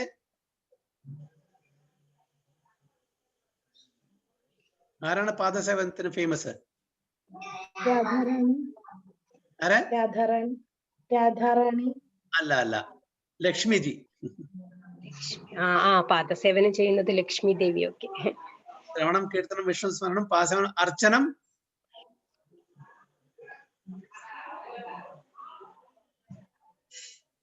അർച്ചനം ആരാണ്? പൃഥു മഹാരാജ് കേട്ടിട്ടുണ്ടോ? പൃഥു മഹാരാജ്. വന്ദനം അക്രൂര കേട്ടിട്ടുണ്ടോ?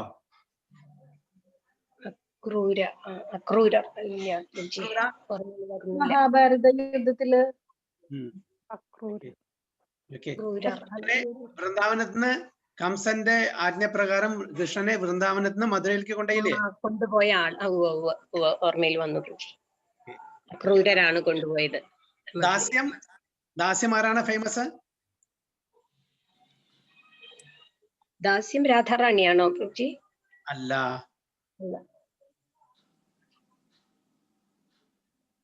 അറിയാം, എല്ലാവർക്കും അറിയാം. ഹനുമാൻ. ഓ രാമഭക്ത. സഖ്യം, അതും അറിയാം, എല്ലാവർക്കും അറിയാം.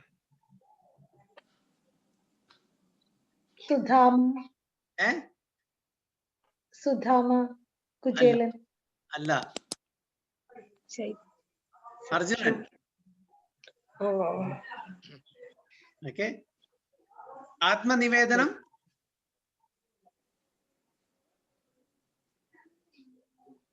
ആരാണ്? സീതാദേവി. അല്ല, ആത്മനിവേദനം ചെയ്ത ആരാണ്? കംപ്ലീറ്റ് ആത്മനിവേദനം ചെയ്തത്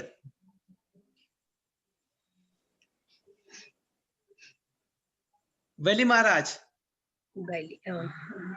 ഓക്കെ, സോ ശ്രവണം, കീർത്തനം, വിഷ്ണു സ്മരണം, പാദസേവനം, അർച്ചനം, വന്ദനം, ദാസ്യം, സഖ്യം, ആത്മനിവേദനം. ഇതിന് എല്ലാ അംഗങ്ങളും എക്സ്പേർട്ട് ആയിട്ടുള്ള ഒരു മഹാവ്യക്തി ഉണ്ട്.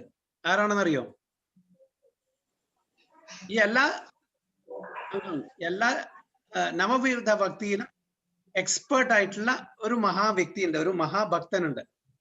ആരാണത്? ശ്രീല പ്രഭാത ജിയാണോ? ആരെ? ശ്രീല പ്രഭാത.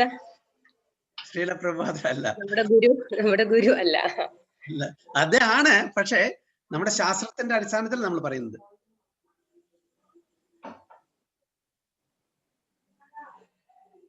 ഷീജ മാതാജി അറിയോ? കുചേലനാണോ? അല്ല. സരിത മാതാജി? എല്ലാ ഗുണങ്ങളും അടങ്ങിയ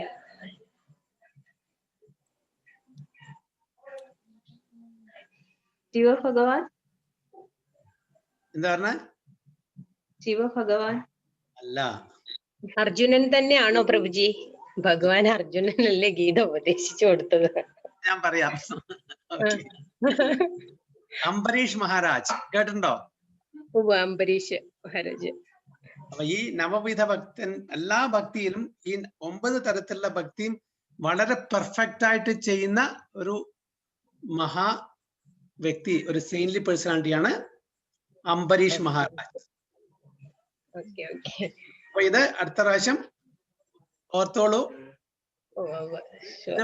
ഓക്കെ. ഈ നവവിധ ഭക്തി എന്താണ്? ശ്രവണം, കീർത്തനം, വിശ്വസ്മരണം, പാദസേവനം, അർച്ചനം, വന്ദനം, ദാസ്യം, സഖ്യം, ആത്മനിവേദനം.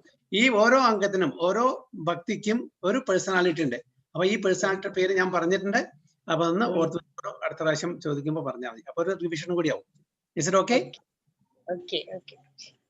അപ്പൊ നമ്മൾക്ക് ഓക്കെ വെക്കാം. ഇത് ആരെങ്കിലും വായിക്കാൻ പറ്റുമോ? നിങ്ങളുടെ കർമ്മങ്ങൾ വിത്തുകളാണ്. ആദ്യം അവ വിതച്ചു കഴിഞ്ഞാൽ കാലാന്തരത്തിൽ അവ വളർന്ന് അതിന്റെ ഫലങ്ങൾ നൽകാൻ തുടങ്ങുന്നു. ആ പാരഗ്രാഫ് ഒന്ന് ആരെങ്കിലും വായിക്കോ? സരിത മാതാജി ഒന്ന് വായിക്കോ?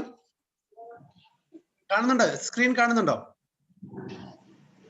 കാണുന്നുണ്ട് പ്രഭുജി. ഒന്ന് വായിക്കോ അത്.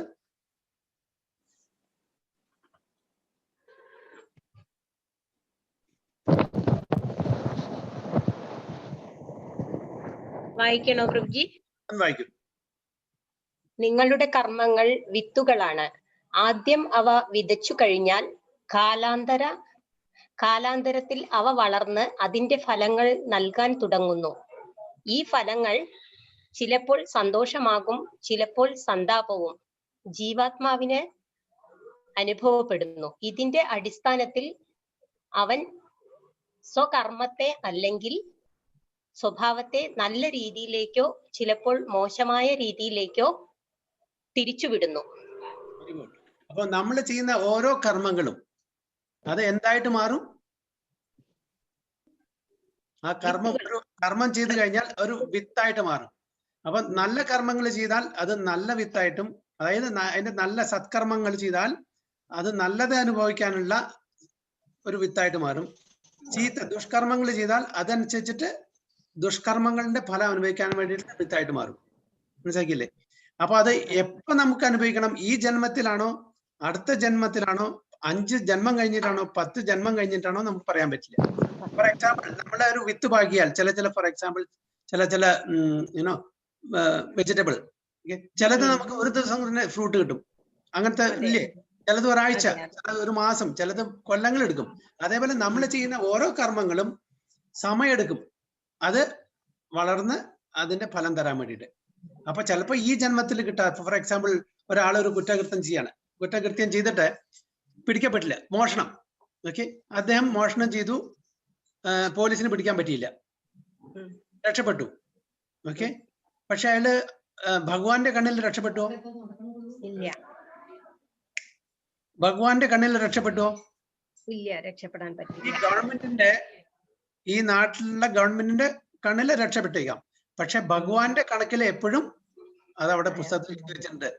ഓക്കെ, അപ്പൊ ഇവിടെ നമ്മൾ രക്ഷപ്പെട്ടാലും അടുത്ത ജന്മത്തിലോ അല്ലെങ്കിൽ പിന്നീട് ഏതെങ്കിലും ജന്മത്തിലോ ആ ശരിക്കുള്ള സമയം വരുമ്പോ അതിന്റെ പ്രതിഫലം നമുക്ക് കിട്ടും. അപ്പൊ ഒരു മോഷണം ചെയ്താൽ അതിനനുസരിച്ചിട്ടുള്ള ദുഷ്കർമ്മത്തിന്റെ ഫലം നമുക്ക് കിട്ടുക. അപ്പൊ നമുക്ക് വേറെ വല്ല എന്തെങ്കിലും അസുഖമായിട്ട് വരും. ഓക്കെ, നമുക്ക് എന്തെങ്കിലും അസുഖമായി വരും, അല്ലെങ്കിൽ നമ്മളെ വേറെ വല്ലതും എന്താ പറയാ, നമ്മുടെ സ്വത്തോ അല്ലെങ്കിൽ നമ്മുടെ വേറെ വല്ലതും മോഷണം ചെയ്യും. പൂർവജന്മകൃതം പാപം വ്യാധി രൂപേണ ജായത എന്ന് പറഞ്ഞിരിക്കുന്നത്. നമ്മൾ ചെയ്തിട്ടുള്ള പൂർവ്വ ജന്മത്തിലെ ഓരോ കാര്യങ്ങളും വ്യാധി രൂപേണ ജായതേ, വ്യാധിയായിട്ട് നമുക്ക് വരും. വ്യാധി പലതരത്തിലും വരാം, അസുഖമായിട്ട് വരാം, ഓക്കെ, വേറെ നമുക്ക് എന്തെങ്കിലും കഷ്ടപ്പാടായിട്ട് വരാം. അപ്പൊ നമ്മൾ ചെയ്യുന്ന ഓരോ കർമ്മത്തിനും, അതായത് എന്താ ചുരുക്കത്തിൽ പറയുകയാണെങ്കിൽ, for every action there is a reaction. for every action there is a reaction. അപ്പൊ നല്ലതാണെങ്കിൽ നല്ല റിയാക്ഷൻ കിട്ടും, ചീത്തയാണെങ്കിൽ ചീത്ത റിയാക്ഷൻ. അതുകൊണ്ടാണ് ഓരോ കർമ്മത്തിനും ഓരോ വിത്ത് അവിടെ ജനിക്കുന്നുണ്ട്. അപ്പൊ അത് എപ്പോ അത് സ്പ്രൗട്ട് ചെയ്യും, എപ്പോ അത് പ്ലാന്റ് ആവും, എപ്പോ അത് പുഷ്പിക്കും, എപ്പോ ഫലം തരും, അതിന് അതിൻ്റെതായിട്ടുള്ള സമയമുണ്ട്. അപ്പൊ ഒരു കൺഡ്യൂസീവ് അറ്റ്മോസ്ഫിയർ വരുന്ന സമയത്ത് നമുക്ക് ആ ഫലം കിട്ടും. അത് നമ്മൾ ചീത്തയാലും ശരി, ദുഷ്കർമ്മമാണെങ്കിൽ അതനുസരിച്ച് നമുക്ക് ദുഃഖിക്കേണ്ടി വരും, നമുക്ക് സഹിക്കേണ്ടി വരും. നല്ല കർമ്മമാണെങ്കിൽ നമുക്ക് എൻജോയ് ചെയ്യാനുള്ള, ആസ്വദിക്കാനുള്ള ഒരു വഴിയും ഒരുക്കി തരും. ഓക്കെ, ഈ പേര ഒരു കുറ്റവാളി, ഷീജ മാതാജി ഒന്ന് വായിക്കോ. ഒരു കുറ്റവാളി നിയമലംഘനം നടത്തി ജയിലിൽ കിടക്കുന്നു. മറ്റൊരാൾ അയാളുടെ നല്ല കർമ്മത്തിന്റെ അടിസ്ഥാനത്തിൽ സുപ്രീം കോടതിയിൽ നിയമാധിപൻ ആയിരിക്കുന്നു. ഇതാണ് മനുഷ്യജന്മത്തിന്റെ അനുഗ്രഹം. ഒരാൾ അയാളുടെ ദുഷ്കർമ്മത്തിന്റെ ഫലമായി ദുരിതം അനുഭവിക്കേണ്ടവനായാൽ കൂടി കൃഷ്ണ അവബോധത്തിൽ പ്രവർത്തിച്ചു തുടങ്ങിയാൽ അയാളുടെ കർമ്മഫലങ്ങളെ മാറ്റാൻ സാധിക്കുന്നു. ജീവാത്മാവ് മനുഷ്യ ശരീരത്തിൽ കുടികൊള്ളുന്നത് പരിണാമ ദിശയുടെ മധ്യത്തിലാണ്. ഇവിടെ നിന്നും അവൻ ഒന്നുകിൽ താഴ്ന്ന ജന്മത്തിലേക്ക് പോകാം, അല്ല എങ്കിൽ പുനർജന്മത്തിൽ നിന്നും മോചനം നേടാം. ഒരു ഉദാഹരണമായിട്ട് ഒരു കുറ്റവാളി നിയമലംഘനം ചെയ്തിട്ട് ജയിലിൽ കഴിയുന്നു. അതേപോലെ വേറൊരാള് നല്ല കർമ്മത്തിന്റെ അടിസ്ഥാനത്തിൽ അദ്ദേഹം സുപ്രീം കോടതിയിലത്തെ നിയമാധിപനായിട്ട് ജീവിക്കുന്നു. ഓക്കെ, ഇതിന് എല്ലാം അവനോൻ ചെയ്യുന്ന കർമ്മഫലമാണ്. അതിൽ ഭഗവാന്റെ ഒരു കൈകടത്തലും ഇല്ല. ഓക്കെ, ഒരു സെറ്റ് ലോസ് ഉണ്ട്, ഒരു പ്രകൃതി നിയമമുണ്ട്. നല്ലത് ചെയ്താൽ നല്ലത് ഭവിക്കും, ചീത്ത ചെയ്താൽ ചീത്ത അനുഭവിക്കും. അപ്പൊ അതനുസരിച്ചിട്ടാണ് ഒരു സത്കർമ്മം ചെയ്ത ആള് ഒരു നിയമാധിപനമാവുന്നത്, ഒരു ദുഷ്കർമ്മം ചെയ്ത ആള് ജയിലിലും അടയ്ക്കപ്പെടുന്നത്, ഇല്ലേ? അപ്പൊ അങ്ങനെ നമ്മള് ഈ ജന്മത്തില്, ഈ മനുഷ്യ ജന്മത്തിൽ മാത്രമേ നമുക്ക് തീരുമാനിക്കാനുള്ള കഴിവുള്ളൂ. നമ്മൾ അടുത്ത ജന്മം എവിടെ പോകണം എന്ന് തീരുമാനിക്കണം. അപ്പോ കൃഷ്ണാവബോധത്തിൽ അല്ലെങ്കിൽ സ്പിരിച്വൽ അല്ലെങ്കിൽ ഡിവോഷണൽ സർവീസിൽ ഏർപ്പെടുന്ന ഒരാൾക്ക് പതുക്കെ നമ്മുടെ എല്ലാ ദുഷ്കർമ്മത്തിന്റെ ആ റിയാക്ഷൻസും കുറഞ്ഞു വരും. അപ്പൊ നമ്മൾ ആധ്യാത്മിക ജീവിതത്തിലെ ഉന്നതി ലഭിച്ചുകൊണ്ടേയിരിക്കും. അപ്പോൾ ഈ വളരെ സീരിയസ് ആയിട്ട് നമ്മൾ ഡിവോഷണൽ സർവീസ് ഏറ്റെടുക്കുകയാണെങ്കിൽ ഈ ജന്മത്തിൽ തന്നെ നമുക്ക് ഈ ഭൗതിക സാഗരം കയറാൻ പറ്റും, പുനർജന്മത്തിൽ നിന്ന് മോചനം നേടാൻ പറ്റും എന്നാ പറയുന്നത്. അപ്പോ ഇത് വളരെ ഒരു വിരളമായിട്ടുള്ള, വളരെ ദുർലഭമായിട്ടുള്ള ഒരു അവസരമാണ് നമുക്ക് എത്തിക്കിട്ടിരിക്കുന്നത്. എല്ലാവർക്കും ഇപ്പൊ പല ജീവജാലങ്ങളുണ്ട്, അവർക്കൊന്നും ഈ അവസരം, സുവർണ അവസരം കിട്ടിയിട്ടില്ല. നമുക്ക് മാത്രം, മനുഷ്യജന്മത്തിന് മാത്രമേ ഈ സുവർണ അവസരം കിട്ടിയിട്ടുള്ളൂ. അതാണ് ദുർലഭം മനുഷ്യോ ജന്മം എന്ന് പറയുന്നത്. അതായത് മനുഷ്യജന്മം എന്ന് പറഞ്ഞാൽ വളരെ ദുർലഭമായിട്ടുള്ളതാണ്. അപ്പൊ അങ്ങനെ ദുർലഭമായിട്ടുള്ള മനുഷ്യജന്മത്തിലെ നമുക്ക് ഭക്തിയും കൂടിയും കിട്ടുക എന്ന് പറഞ്ഞാൽ അതിലും മീതായിട്ട് ഒന്നുമില്ല. മനുഷ്യജന്മം വളരെ വിരളം. ആ മനുഷ്യജന്മത്തില് ഭക്തി കിട്ടുക എന്ന് പറഞ്ഞാൽ അതിലും വിരളം. അപ്പൊ നമ്മളെല്ലാവരും ഒരു കണക്കിലെ ഭാഗ്യവന്മാരാണ്. കാരണം നമുക്ക് മനുഷ്യജന്മമുണ്ട്, നമുക്ക് ഭക്തി ചെയ്യാനുള്ള ആ ഒരു ഇൻക്ലിനേഷൻ, താല്പര്യമുണ്ട്. അത് മാത്രമല്ല, ആ ഭക്തി ചെയ്യാൻ എങ്ങനെ ശരിക്ക് ശുദ്ധ തത്വത്തില് ഒരു സാത്വികമായിട്ട് നമുക്ക് ഭക്തി ചെയ്യാനുള്ള ആ ഒരു വഴി നമുക്ക് കാണിച്ചു തന്നിട്ടുണ്ട്, അല്ലേ? ഭഗവത്ഗീതയിലും ഭാഗവതമായാലും അതിലുള്ള നിർദ്ദേശങ്ങളെല്ലാം നമുക്ക് അതേപടി തരാൻ ശ്രീല പ്രഭുപാദർക്ക്, ഈ ഫൗണ്ടർ ആചാര്യ ISKCON International Society for Krishna consciousness, Srila പ്രഭുപാദർക്ക് വളരെ ലളിതമായിട്ടുള്ള രീതിയിൽ ഇതിന്റെ എല്ലാം തർജ്ജമ ചെയ്ത് താത്പര്യം കൊടുത്ത് എല്ലാ ഗ്രന്ഥങ്ങളിലും അതിന്റെ വേണ്ടതായിട്ടുള്ള ശ്ലോകങ്ങളെല്ലാം നമുക്ക് പറഞ്ഞു തന്ന് എങ്ങനെ നമുക്ക് മനുഷ്യജന്മം സബലീകരിക്കാൻ പറ്റും എന്ന് വളരെ ലളിതമായിട്ടുള്ള ഭാഷയിൽ നമുക്ക് പറഞ്ഞു തന്നു. അതില് ഒരു അംഗമായിട്ട് നമുക്ക് ജീവിക്കാൻ പറ്റിയെന്നെ വലിയൊരു നമ്മുടെ ഒരു ബ്ലെസ്സിങ്സ് ആയിട്ട് നമുക്ക് കണക്കാക്കണം, അല്ലേ? അല്ലെങ്കിൽ എത്രയോ ആൾക്കാരുണ്ട് ഇതൊന്നും അറിയാണ്ടേ വെറും ഭൗതിക സുഖഭോഗങ്ങളിൽ ഏർപ്പെട്ട് ജീവിക്കുന്ന ആൾക്കാര്. അപ്പൊ അതൊക്കെ നമ്മൾ കമ്പയർ ചെയ്ത് നോക്കുമ്പോൾ നമ്മൾ എത്രയോ ഭാഗ്യവന്മാരാണ്. അറ്റ്ലീസ്റ്റ് ഭഗവാനെ പറ്റിയിട്ടും ഇതെല്ലാം അറിയാനുള്ള ഒരു ആഗ്രഹം നമ്മളിൽ ജനിച്ചിട്ടുണ്ട് അല്ലെ?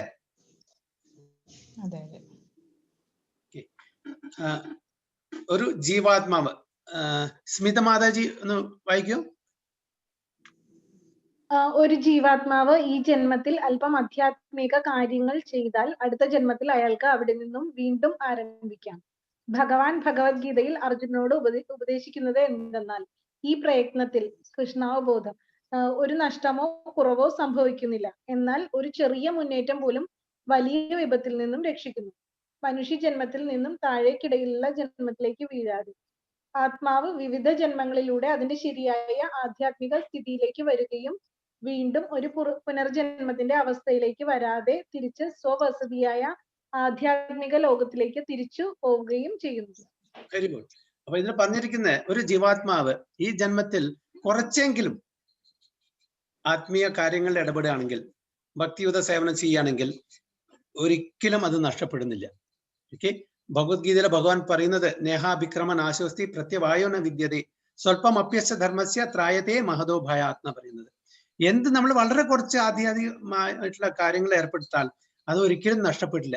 എപ്പോഴും നമ്മുടെ അവിടെ ക്രെഡിറ്റിൽ കിടക്കും, സ്പിരിച്വൽ ക്രെഡിറ്റില്. അപ്പൊ ഇന്ന് നമ്മൾ ഫോർ എക്സാമ്പിൾ ഇന്ന് ഈ ജീവിതത്തില് നമ്മൾ ഭക്തിയുത സേവനം ഒരു 10% ചെയ്യുകയാണെങ്കിൽ അടുത്ത ജന്മ നമുക്ക് ആ 10% ചെയ്യേണ്ട ആവശ്യമില്ല, 11% മുതൽക്ക് തുടങ്ങിയാൽ മതി.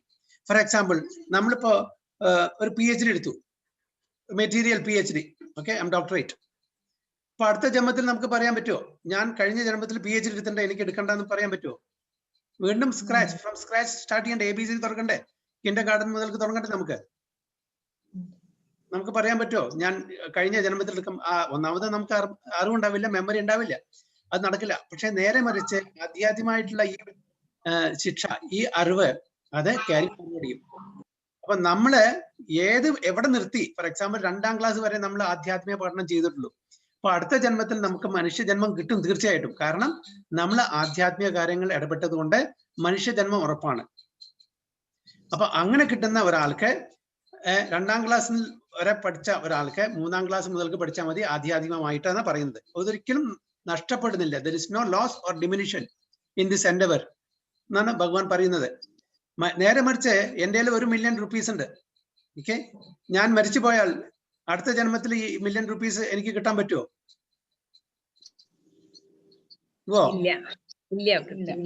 ഇതുകൂടി എല്ലാം എന്റെ സ്വത്തും എന്റെ ആൾക്കാരും എല്ലാം പോയില്ലേ?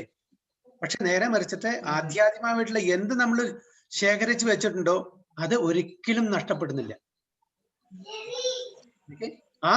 എത്ര വരെ നമ്മൾ പഠിച്ചോ അത് മുതൽക്ക് നമ്മൾ പഠിച്ചാൽ മതി. അപ്പോ ഈ ജന്മത്തിൽ അഥവാ നമ്മൾക്ക് 100% ചെയ്യാൻ പറ്റിയില്ലെങ്കിലും ഒന്നുകൊണ്ടും വിഷമിക്കേണ്ട ആവശ്യമില്ല എന്ന് ഭഗവാൻ കൃഷ്ണൻ അർജുനനെ ഉപദേശിക്കുന്നു.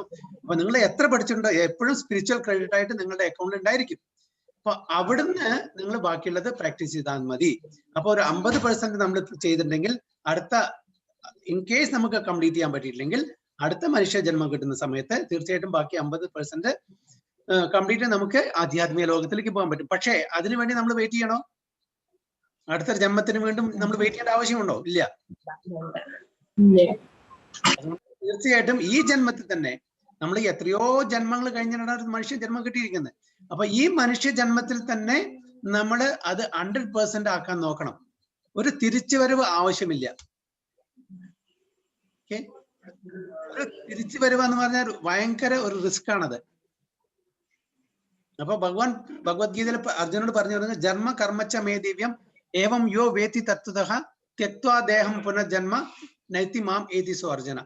ഓക്കെ, എന്റെ അപ്പിയറൻസ്, എന്റെ ദിവ്യ ജനനം,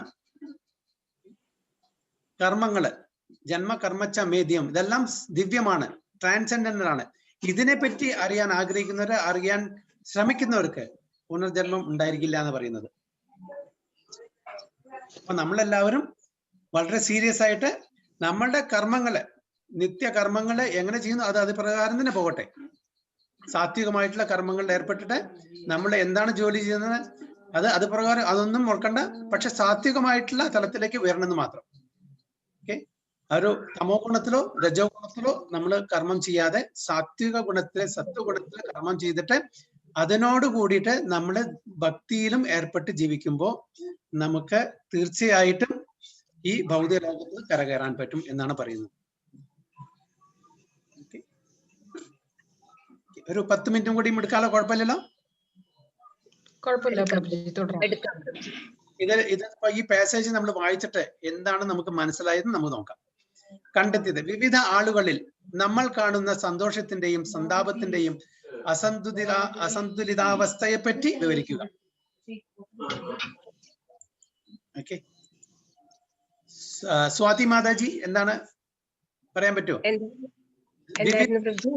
വിവിധ ആളുകളിൽ നമ്മൾ കാണുന്ന സന്തോഷത്തിന്റെയും സന്താപത്തിന്റെയും അസന്തുലിതാവസ്ഥയെ പറ്റി വിവരിക്കുക. നമ്മൾ പാസേജിൽ വായിച്ച പോലെ എന്തുകൊണ്ടാണ് പല ആൾക്കാരിലും ഒരു ഡിഫറൻസ് കാണുന്നത്? ചില ആൾക്കാർ സന്തോഷിക്കുന്നു, ചില ആൾക്കാർ എന്താണ് അതിന്റെ കാരണം എന്നാണ് ചോദിക്കുന്നത്. ഈ പാസേജ് പ്രകാരം എന്താണ് നമുക്ക് മനസ്സിലാക്കിയത്? അതെ, ഞാൻ ശരീരമാണ് എന്ന ബോധത്തിൽ നടക്കുന്നവർ ആണോ പ്രഭുജി? സ്റ്റാർട്ടിങ് കറക്റ്റ് ആണോ? അല്ല, അതല്ല അതിന്റെ കർമ്മഫലങ്ങൾ ജന്മജന്മാന്തരങ്ങളായുള്ള കർമ്മഫലങ്ങളാണോ പ്രഭുജി? അതെ. അപ്പൊ നമ്മൾ ഓരോരുത്തരും ചെയ്യുന്ന കർമ്മഫലത്തിന്റെ അടിസ്ഥാനത്തിലാണ് ചില ആൾക്കാർ സന്തോഷമായിട്ടും ചില ആൾക്കാർ സന്താപത്തിന്റെ അടിസ്ഥാനത്തിൽ. അതാണ് ഒരു അസന്തുലിതാവസ്ഥ, ഒരു ഡിസ്പാരിറ്റി അല്ലേ? എല്ലാവരും ഒരേപോലെ സന്തോഷിക്കുന്നു, ഒരേപോലെ സങ്കടപ്പെടുന്നില്ലല്ലോ. പല ആൾക്കാരും ഡിഫറെന്റ് വേരിയിങ് ഡിഗ്രീസിലാണ് സന്തോഷവും സന്താപവും. അപ്പൊ എല്ലാം അവരവരുടെ അവര് ചെയ്ത കർമ്മഫലത്തിന്റെ അല്ലെ? അപ്പൊ ഇതാണ് ദിസ് ഈസ് ഡിസ്കവറി, മനസ്സിലായത്, അണ്ടർസ്റ്റാൻഡിങ്. എന്തുകൊണ്ടാണ് ചിലപ്പോൾ പുണ്യാത്മാക്കൾ കഷ്ടതകൾ അനുഭവിക്കേണ്ടി വരുന്നത്? അപ്പൊ നമ്മൾ ചിലപ്പോൾ ചോദിക്കും, why bad things happen to good people, why good things happen to bad people? സാധാരണ ചോദിക്കുന്ന ഒരു ചോദ്യമാണ് എല്ലാവരും, അല്ലേ? മാതാജി, മുൻ ജന്മങ്ങളിലുള്ള കർമ്മഫലങ്ങളാണോ പ്രഭുജി അത്? അതെ. അപ്പൊ അതാണ് കാരണം. എന്തുകൊണ്ടാണ് ചിലപ്പോൾ ഇപ്പൊ നമ്മൾ ഈ ജന്മത്തില് വളരെ നല്ല ആൾക്കാരായിരിക്കും, ഓക്കെ, ഒരാളെയും ഉപദ്രവിച്ചിട്ടുണ്ടാവില്ല, ഒരാളെയും ദുഃഖത്തിൽ ഇട്ടുണ്ടാവില്ല, പക്ഷേ അവർക്ക് വളരെ കഷ്ടപ്പാടുകൾ ഉണ്ടായിരിക്കും. എന്താ കാരണം? ഇത് ഈ ജന്മത്തിലല്ല, കഴിഞ്ഞ ഏതോ ഒരു ജന്മത്തിൽ ചെയ്ത ആ പാപകർമ്മത്തിന്റെ ഫലം ഇപ്പോ അത് അനുഭവിക്കുന്നു. ആ വിത്ത് മുളച്ച് ചെടിയായി അത് ഫലമായിട്ട് ഇപ്പൊ നമുക്ക് തരുന്നു. അതാണ് അതിന്റെ കാരണം. അതാണ് that is why bad things happen to good people. അതിന്റെ ഉത്തരം why good things happen to bad people. For example, ചിലപ്പോ ഫോർ എക്സാമ്പിൾ ഒരാള് വളരെ വളരെ ഒരു പിശുക്കനായിരിക്കും, മറ്റുള്ളവരെ ഉപദ്രവിക്കുന്ന ഒരാളായിരിക്കും, പക്ഷെ അയാൾക്ക് എപ്പോഴും സന്തോഷമാണ്, അയാൾക്ക് നല്ല പണമുണ്ട്, എല്ലാവരും നല്ലതാണ്. എന്തുകൊണ്ടാണ്? അദ്ദേഹം എന്തോ ഒരു നല്ല കർമ്മം ഇതിന്റെ ജന്മത്തിൽ ചെയ്ത ഫലമായിട്ടാണ് ഇപ്പോഴത്. അതാണ് അതിന്റെ അർത്ഥം. എന്തുകൊണ്ടാണ് ഓരോരുത്തരും അവനവന്റെ കർമ്മത്തിന് ഉത്തരവാദിയായിരിക്കുന്നത് വിവരിക്കുക. നവദീപ് നായർ, സോറി എനിക്ക് പേര് അറിയില്ല. നവദീപ് നായർ ആരാണ്? ദോഹയെന്നാണോ? അതെ, ഞാൻ ദോഹയെന്നാണ്. എന്റെ പേര് നിജി, നവദീപ് നായരുടെ അമ്മയാണ്. Okay please. നിഷി മാതാജിയുടെ സിസ്റ്റർ ആണോ? അതെ അതെ, നിശ്ചയിച്ചത് അനീറ്റാണ്. എന്താ പേര് പറഞ്ഞേ? നിജി. നിജി. ഓക്കെ, പറയോ, എന്താണ് അതിന്റെ മനസ്സിലാക്കിയോ? എന്തുകൊണ്ടാണ് ഓരോരുത്തരും അവനവന്റെ കർമ്മത്തിന് ഉത്തരവാദിയായിരിക്കുന്നത്? എന്ന് വെച്ച് കഴിഞ്ഞാല് അവരവര് ചെയ്യുന്ന കാര്യത്തിനെ ഡിപ്പെൻഡ് ചെയ്തിരിക്കും അവർക്ക് കിട്ടുന്ന റിസൾട്ട്. സോ അതാണോ ഉദ്ദേശിക്കുന്നത്? എന്തുകൊണ്ടാണ് ഓരോരുത്തരും അവനവന്റെ കർമ്മത്തിന് ഉത്തരവാദിയായിരിക്കുന്നത്? കാരണം നമ്മൾക്ക് ഓരോരുത്തർക്കും സ്വാതന്ത്ര്യം തന്നിട്ടുണ്ട്, ഫ്രീ വിൽ. ഭഗവാൻ ഒരു ഫ്രീ വില് തന്നിട്ടുണ്ട്. അപ്പൊ നമ്മൾ ചെയ്യുന്ന ഓരോ കർമ്മത്തിന്റെ ഉത്തരവാദിത്വം നമ്മളാണ്, ഭഗവാനല്ല.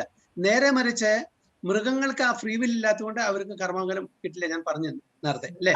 അപ്പൊ മനുഷ്യജന്മത്തിൽ നമ്മൾ എന്ത് കർമ്മം ചെയ്യുന്നു, നമുക്ക് ആ കുറച്ചൊരു ഇൻഡിപെൻഡൻസ് ഫ്രീ വില്ല് തന്നത് കൊണ്ട് നമ്മൾ ചെയ്യുന്ന ഓരോ കർമ്മത്തിന്റെ ഉത്തരവാദിത്വം നമുക്കാണ്. ഭഗവാൻ അതിൽ കൈകടത്തില്ല. നെക്സ്റ്റ്, എങ്ങനെ നമുക്ക് നമ്മളുടെ കഷ്ടതകളെയും പാപകർമ്മങ്ങളെയും അതിജീവിക്കാം? അജിത് പ്രഭു. നമ്മൾ ആധ്യാത്മിക അറിവ് നേടുക, ദൈവത്തോട് കൂടി നടക്കുക, പ്രാർത്ഥനകളും ചെയ്തിട്ട് അപ്പോ ആധ്യാത്മികമായിട്ടുള്ള ജീവിതം നയിക്കുക. ഓക്കെ, പാപങ്ങളും തെറ്റുകുറ്റങ്ങളും ഒഴിവാക്കുക. ഓക്കെ, അപ്പോ നമ്മള് ഇനിയെങ്കിലും ഈ സംസാര സാഗരത്തില് ഈ കഷ്ടപ്പാടുകളിൽ വന്നു ചേരില്ല. അപ്പൊ നമ്മള് ഭക്തിയുത സേവനത്തില് ഭഗവാന്റെ സേവനത്തിൽ ഏർപ്പെട്ട് സാത്വികമായിട്ടുള്ള ഒരു ജീവിതം നയിക്കുകയാണെങ്കിൽ ഈ പാപകർമ്മങ്ങളെയെല്ലാം കഷ്ടതകളെയെല്ലാം അതിജീവിക്കാൻ പറ്റും. അല്ലെ? അതല്ലേ പറയുന്നത്? 4 കൃഷ്ണാവബോധം സ്വീകരിക്കുന്നത് കൊണ്ട് എന്തൊക്കെയാണ് പ്രയോജനങ്ങൾ? ഷീജമാതാജി, കൃഷ്ണാവബോധം സ്വീകരിക്കുന്നതുകൊണ്ട് എന്തൊക്കെയാണ് പ്രയോജനങ്ങൾ? മുൻ ജന്മം ചെയ്ത പാപത്തിന്റെ ഫലങ്ങൾ കുറയും. പിന്നെ ആധ്യാത്മിക ലോകത്തിലേക്ക് പോകാൻ സാധിക്കും. ഓക്കെ, അതായത് പുനർജന്മം വീണ്ടും ഈ ഭൗതിക ലോകത്തില് ജനിക്കേണ്ടി വരില്ല. അല്ലെ? അതെ അതെ. നമ്മളുടെ കൃഷ്ണാവബോധം സ്വീകരിക്കുക എന്ന് പറഞ്ഞാൽ ഇൻ അതർ വേർഡ്സ് നമ്മൾ പാപകർമ്മങ്ങളിൽ ഏർപ്പെടില്ല. അറിഞ്ഞോ അറിയാതെ നമ്മൾ ഒരുപാട് പാപകർമ്മങ്ങൾ നമ്മൾ പറയും, അതൊക്കെ ഗ്രോസ് ആയിട്ടുള്ള പാപകർമ്മങ്ങളുണ്ട്, സട്ടിൽ ആയിട്ടുള്ള പാപകർമ്മങ്ങളുണ്ട്. ഇപ്പൊ നമ്മള് ഒരാളെ ഉപദ്രവിക്കുകയാണ് ഫിസിക്കലി, വളരെ ഗ്രോസ് ആണ് അല്ലെ? മനസ്സിൽ ഒരാളെ ദുഷിക്കുകയാണ്, അത് സട്ടിലാണ്. ഒരാളെ കുറ്റം പറയാണ്, ഒരാളെ ദുഷിക്കുകയാണ്, അതെല്ലാം സട്ടിലായിട്ടുള്ള ഒരു ആക്ടിവിറ്റിയാണ്, ഒരു ആക്ഷനാണ്. ഈവൻ അതിനും നമുക്ക് അതിൻ്റെതായിട്ടുള്ള കർമ്മഫലം ഉണ്ട് സട്ടിൽ ലെവലില്. അപ്പൊ നമ്മൾ എന്തായാലും നമുക്കറിയാം എല്ലാവർക്കും അവരുടേതായിട്ടുള്ള പോരായ്മകളുണ്ട്. അതെല്ലാം നമ്മൾ മനസ്സിലാക്കിയിട്ട് നമ്മൾ നന്നാവാൻ നോക്കുക. നമ്മൾ എങ്ങനെ സാത്വികമായിട്ട് ജീവിക്കാം, മറ്റുള്ളവരെ കുറ്റപ്പെടുത്താതെ, നമ്മൾ എന്തെങ്കിലും കുറ്റങ്ങളോ കുറവുകളോ ഉണ്ടെങ്കിൽ അത് നികത്തി സാത്വികമായിട്ട് മറ്റുള്ളവരെ ഉപദ്രവിക്കാതെ സ്വയം പതുക്കെ സ്ലോലി ആൻഡ് ഗ്രാജുവലി നമ്മൾ ആധ്യാത്മിക ജീവിതത്തിൽ അഡ്വാൻസ് ആയിട്ട് ജീവിക്കാൻ നോക്കണം. അപ്പൊ അങ്ങനെ നമ്മൾ കൃഷ്ണാവബോധം സ്വീകരിക്കുകയാണെങ്കിൽ ഒരുപാട് പ്രയോജനങ്ങളുണ്ട്. മെയിൻ ആയിട്ടുള്ള പ്രയോജനം നമുക്ക് അഥവാ നമുക്ക് ആധ്യാത്മിക ജീവിതത്തിലേക്ക് ഉന്നമനം കിട്ടിയിട്ടില്ലെങ്കിലും ഉന്നതി കിട്ടിയിട്ടില്ലെങ്കിലും അറ്റ്ലീസ്റ്റ് ഒരു മനുഷ്യജന്മെങ്കിലും കിട്ടും. അപ്പൊ ആ മനുഷ്യജന്മത്തിൽ നിന്ന് നമ്മളെ എവിടെ ഈ ജന്മത്തിൽ നിർത്തിയോ കൃഷ്ണാവബോധം അല്ലെങ്കിൽ ഡിവോഷണൽ സർവീസ്, അടുത്ത ജന്മത്തിൽ അവിടുന്ന് പ്രാക്ടീസ് ചെയ്താൽ മതി. നമ്മുടെ സ്പിരിച്വൽ ക്രെഡിറ്റ് എപ്പോഴും കിട്ടും. അല്ല നമ്മൾ 100% നമ്മുടെ പൂർണ്ണതയിലേക്ക് വന്നിട്ടുണ്ടെങ്കിൽ ഈ ജീവിതത്തില് നമുക്ക് ഈ ആധ്യാത്മിക ലോകത്തിലേക്ക് പോകാൻ പറ്റും. ദുഃഖാലയത്തിൽ നിന്ന് സുഖാലയത്തിലേക്ക് പോകാൻ പറ്റും. വൈകുണ്ഠം എന്ന് പറഞ്ഞാൽ അതിന്റെ അർത്ഥം എന്താണെന്നറിയോ? ദുഃഖമില്ലാത്ത സ്ഥലം. കുണ്ഠം എന്ന് പറഞ്ഞാൽ കുണ്ഠിതപ്പെടുക, ദുഃഖം. Vaikuntham, okay, that is without. So a place without miseries, അതാണ് വൈകുണ്ഠം. അപ്പൊ അതാണ് ആധ്യാത്മിക ലോകം. അവിടെ നമ്മളെല്ലാവരും സച്ചിദാനന്ദ രൂപമായിട്ട് ജീവിക്കാം. സച്ചിത് ആനന്ദ. സച്ചിത് ആനന്ദ എന്ന് പറഞ്ഞാൽ എന്താണ് അർത്ഥം അറിയോ? ശാശ്വതമായ ജ്ഞാനം, ആനന്ദം. ഓക്കെ, അപ്പൊ നമ്മളുടെ ഇപ്പോഴത്തെ ജീവിതം നേരെ ഉൾട്ടയാണ്. അസത്, അചിത്, നിരാനന്ദ അല്ലെ? ഇപ്പോഴത്തെ ഭൗതിക ലോകം നമ്മൾ ജീവിക്കുന്നത് ഇത് 3 സത്തും ചിത്തും ആനന്ദമല്ല, നേരെ ഓപ്പോസിറ്റ്. അസത്ത് എന്താ? കാരണം എന്താ പറയാ? ടെമ്പററി. നമ്മളുടെ ഈ ജീവിതം, ഈ മനുഷ്യ ജീവിതം ടെമ്പററി ആണ്. 30 വർഷം 60 വർഷം 100 വർഷം കഴിഞ്ഞാൽ മാക്സിമം നമുക്ക് ഈ ജീവിതം അവസാനിക്കണ്ടേ? ഈ നമ്മുടെ ശരീരം വിട്ടുപോകണ്ടേ? പിന്നെ ചിത്ത്, നോളജ്. നമ്മുടെ നോളജ് എന്താ? നമ്മുടെ അറിവ് എന്താ? വളരെ വളരെ ലിമിറ്റഡ് ആണ് അല്ലെ? നമുക്ക് നമ്മളെ പറ്റി തന്നെ അറിയില്ല കംപ്ലീറ്റ് ആയിട്ട്, എന്നിട്ടുള്ള ബാക്കിയുള്ള കാര്യങ്ങളുള്ളൂ. നമ്മളെ പറ്റി അവനോട് സ്വന്തം ഫുള്ളായിട്ട് നമുക്ക് അറിയാൻ പറ്റുമോ? ആ നോളജും കൂടി ഇല്ല. ഓക്കെ, പിന്നെ ആനന്ദം. നമ്മളെപ്പോഴും ഈ ദുഃഖസാഗരത്തിലാണ്. ഒന്നല്ലെങ്കിൽ വേറൊരു വിഷമം നമുക്ക് വന്നുകൊണ്ടേയിരിക്കുന്നു. അപ്പോ ആധ്യാത്മിക ലോകത്തിൽ വൈകുണ്ഠത്തിൽ പോകുക എന്ന് പറഞ്ഞാൽ സച്ചിദാനന്ദ രൂപത്തില് നമുക്ക് ജീവിക്കാൻ പറ്റും. നല്ല ഫുൾ 100% നോളജും കിട്ടും, എറ്റേണലി. അതായത് നമുക്ക് ദിവ്യ സ്വരൂപം കിട്ടും, ട്രാൻസെൻഡന്റൽ ഫോം. ഇപ്പൊ നമുക്ക് ഭൗതികമായിട്ടുള്ള ശരീരമാണ്. ആത്മാവ് സ്പിരിറ്റ് ആണ്, സച്ചിദാനന്ദം. പക്ഷെ നമ്മുടെ ശരീരം എന്താണ്? പഞ്ചഭൂതങ്ങളെ കൊണ്ട് നിർമ്മിച്ചതാണ്. എന്താണ്? ഭൂമി രാപ്പോ അനലോ വായു ഖം മനോ ബുദ്ധിർ ഏവച. ഓക്കെ, ഇതാണ് ഈ 8 ധാതുക്കളെ കൊണ്ടിട്ടുള്ളതാണ് നമ്മുടെ ഈ ശരീരങ്ങൾ. പക്ഷെ അവിടെ ആധ്യാത്മിക ലോകത്തിൽ നമ്മുടെ ശരീരം എന്ന് പറഞ്ഞാൽ അത് സച്ചിദാനന്ദമാണ്, ഈ മെറ്റീരിയൽ എലിമെന്റ്സ് അല്ല. അങ്ങനെ നമ്മുടെ ഒരു ആധ്യാത്മിക സ്വരൂപത്തോട് കൂടിയിട്ട് ഭഗവാനെ നിത്യേന സേവിച്ചുകൊണ്ട് എപ്പോഴും ആനന്ദമായിട്ട് നമുക്ക് ജീവിക്കുവാനുള്ള അവസരം ലഭിക്കും. അതാണ് നമ്മൾ കൃഷ്ണാവബോധം സ്വീകരിച്ചാൽ കിട്ടുന്ന ഗുണം. ഉപയോഗം: നിങ്ങൾ ഇതേവരെ പുനർജന്മത്തിൽ വിശ്വസിച്ചിരുന്നോ? എന്തുകൊണ്ട് വിശ്വസിച്ചിരുന്നു? എന്തുകൊണ്ട് വിശ്വസിക്കുന്നില്ല?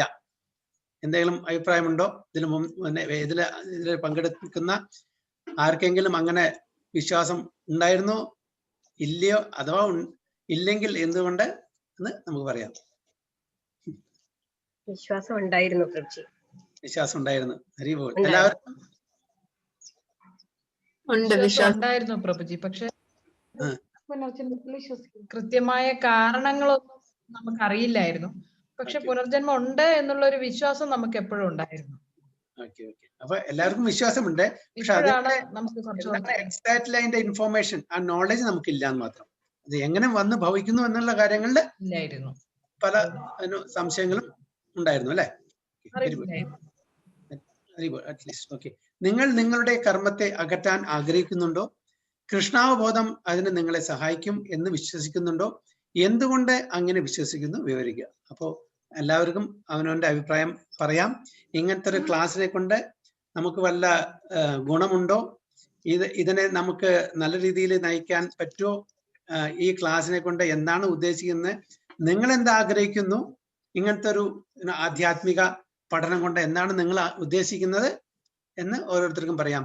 ഗീത മാതാജി, എന്താണ് മാതാജിയുടെ അഭിപ്രായം?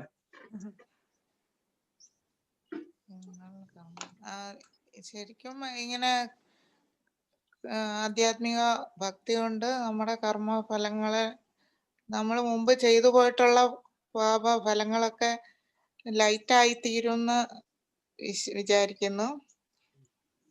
പിന്നെ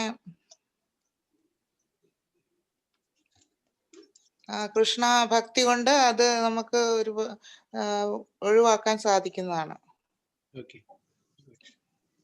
വേറെ സരിത മാതാജി? പ്രഭുജി, തീർച്ചയായും കർമ്മഫലങ്ങളെ അകറ്റിയില്ലെങ്കിൽ ഈ പറഞ്ഞതുപോലെ കുറയ്ക്കുന്നതിനും ഇനി ഉള്ള കർമ്മങ്ങള് നമ്മുടെ പുനർജന്മം, വീണ്ടും വീണ്ടും ഉള്ള ജന്മങ്ങള് ഒഴിവാക്കാനായിട്ട് സഹായിക്കും കൃഷ്ണഭക്തി. വൈകുണ്ഠത്തിൽ പോകാൻ സഹായിക്കും. അപ്പോ അത് പറയൂ മാതാജി. സരിത മാതാജി എന്താ പറഞ്ഞ? തൊട്ടടുത്ത ജന്മത്തിൽ അല്ലെങ്കിലും പ്രഭുജി ഒരു കുറേ ജന്മങ്ങൾക്ക് ശേഷമെങ്കിലും മോക്ഷം കിട്ടുമെന്ന് പ്രതീക്ഷിക്കുന്നു. എന്തുകൊണ്ടാണ് നമ്മൾ കുറെ ജന്മം എടുക്കും? അല്ല, പ്രോകാസ്റ്റിനേറ്റ് ചെയ്യുന്നത് എന്താണ്?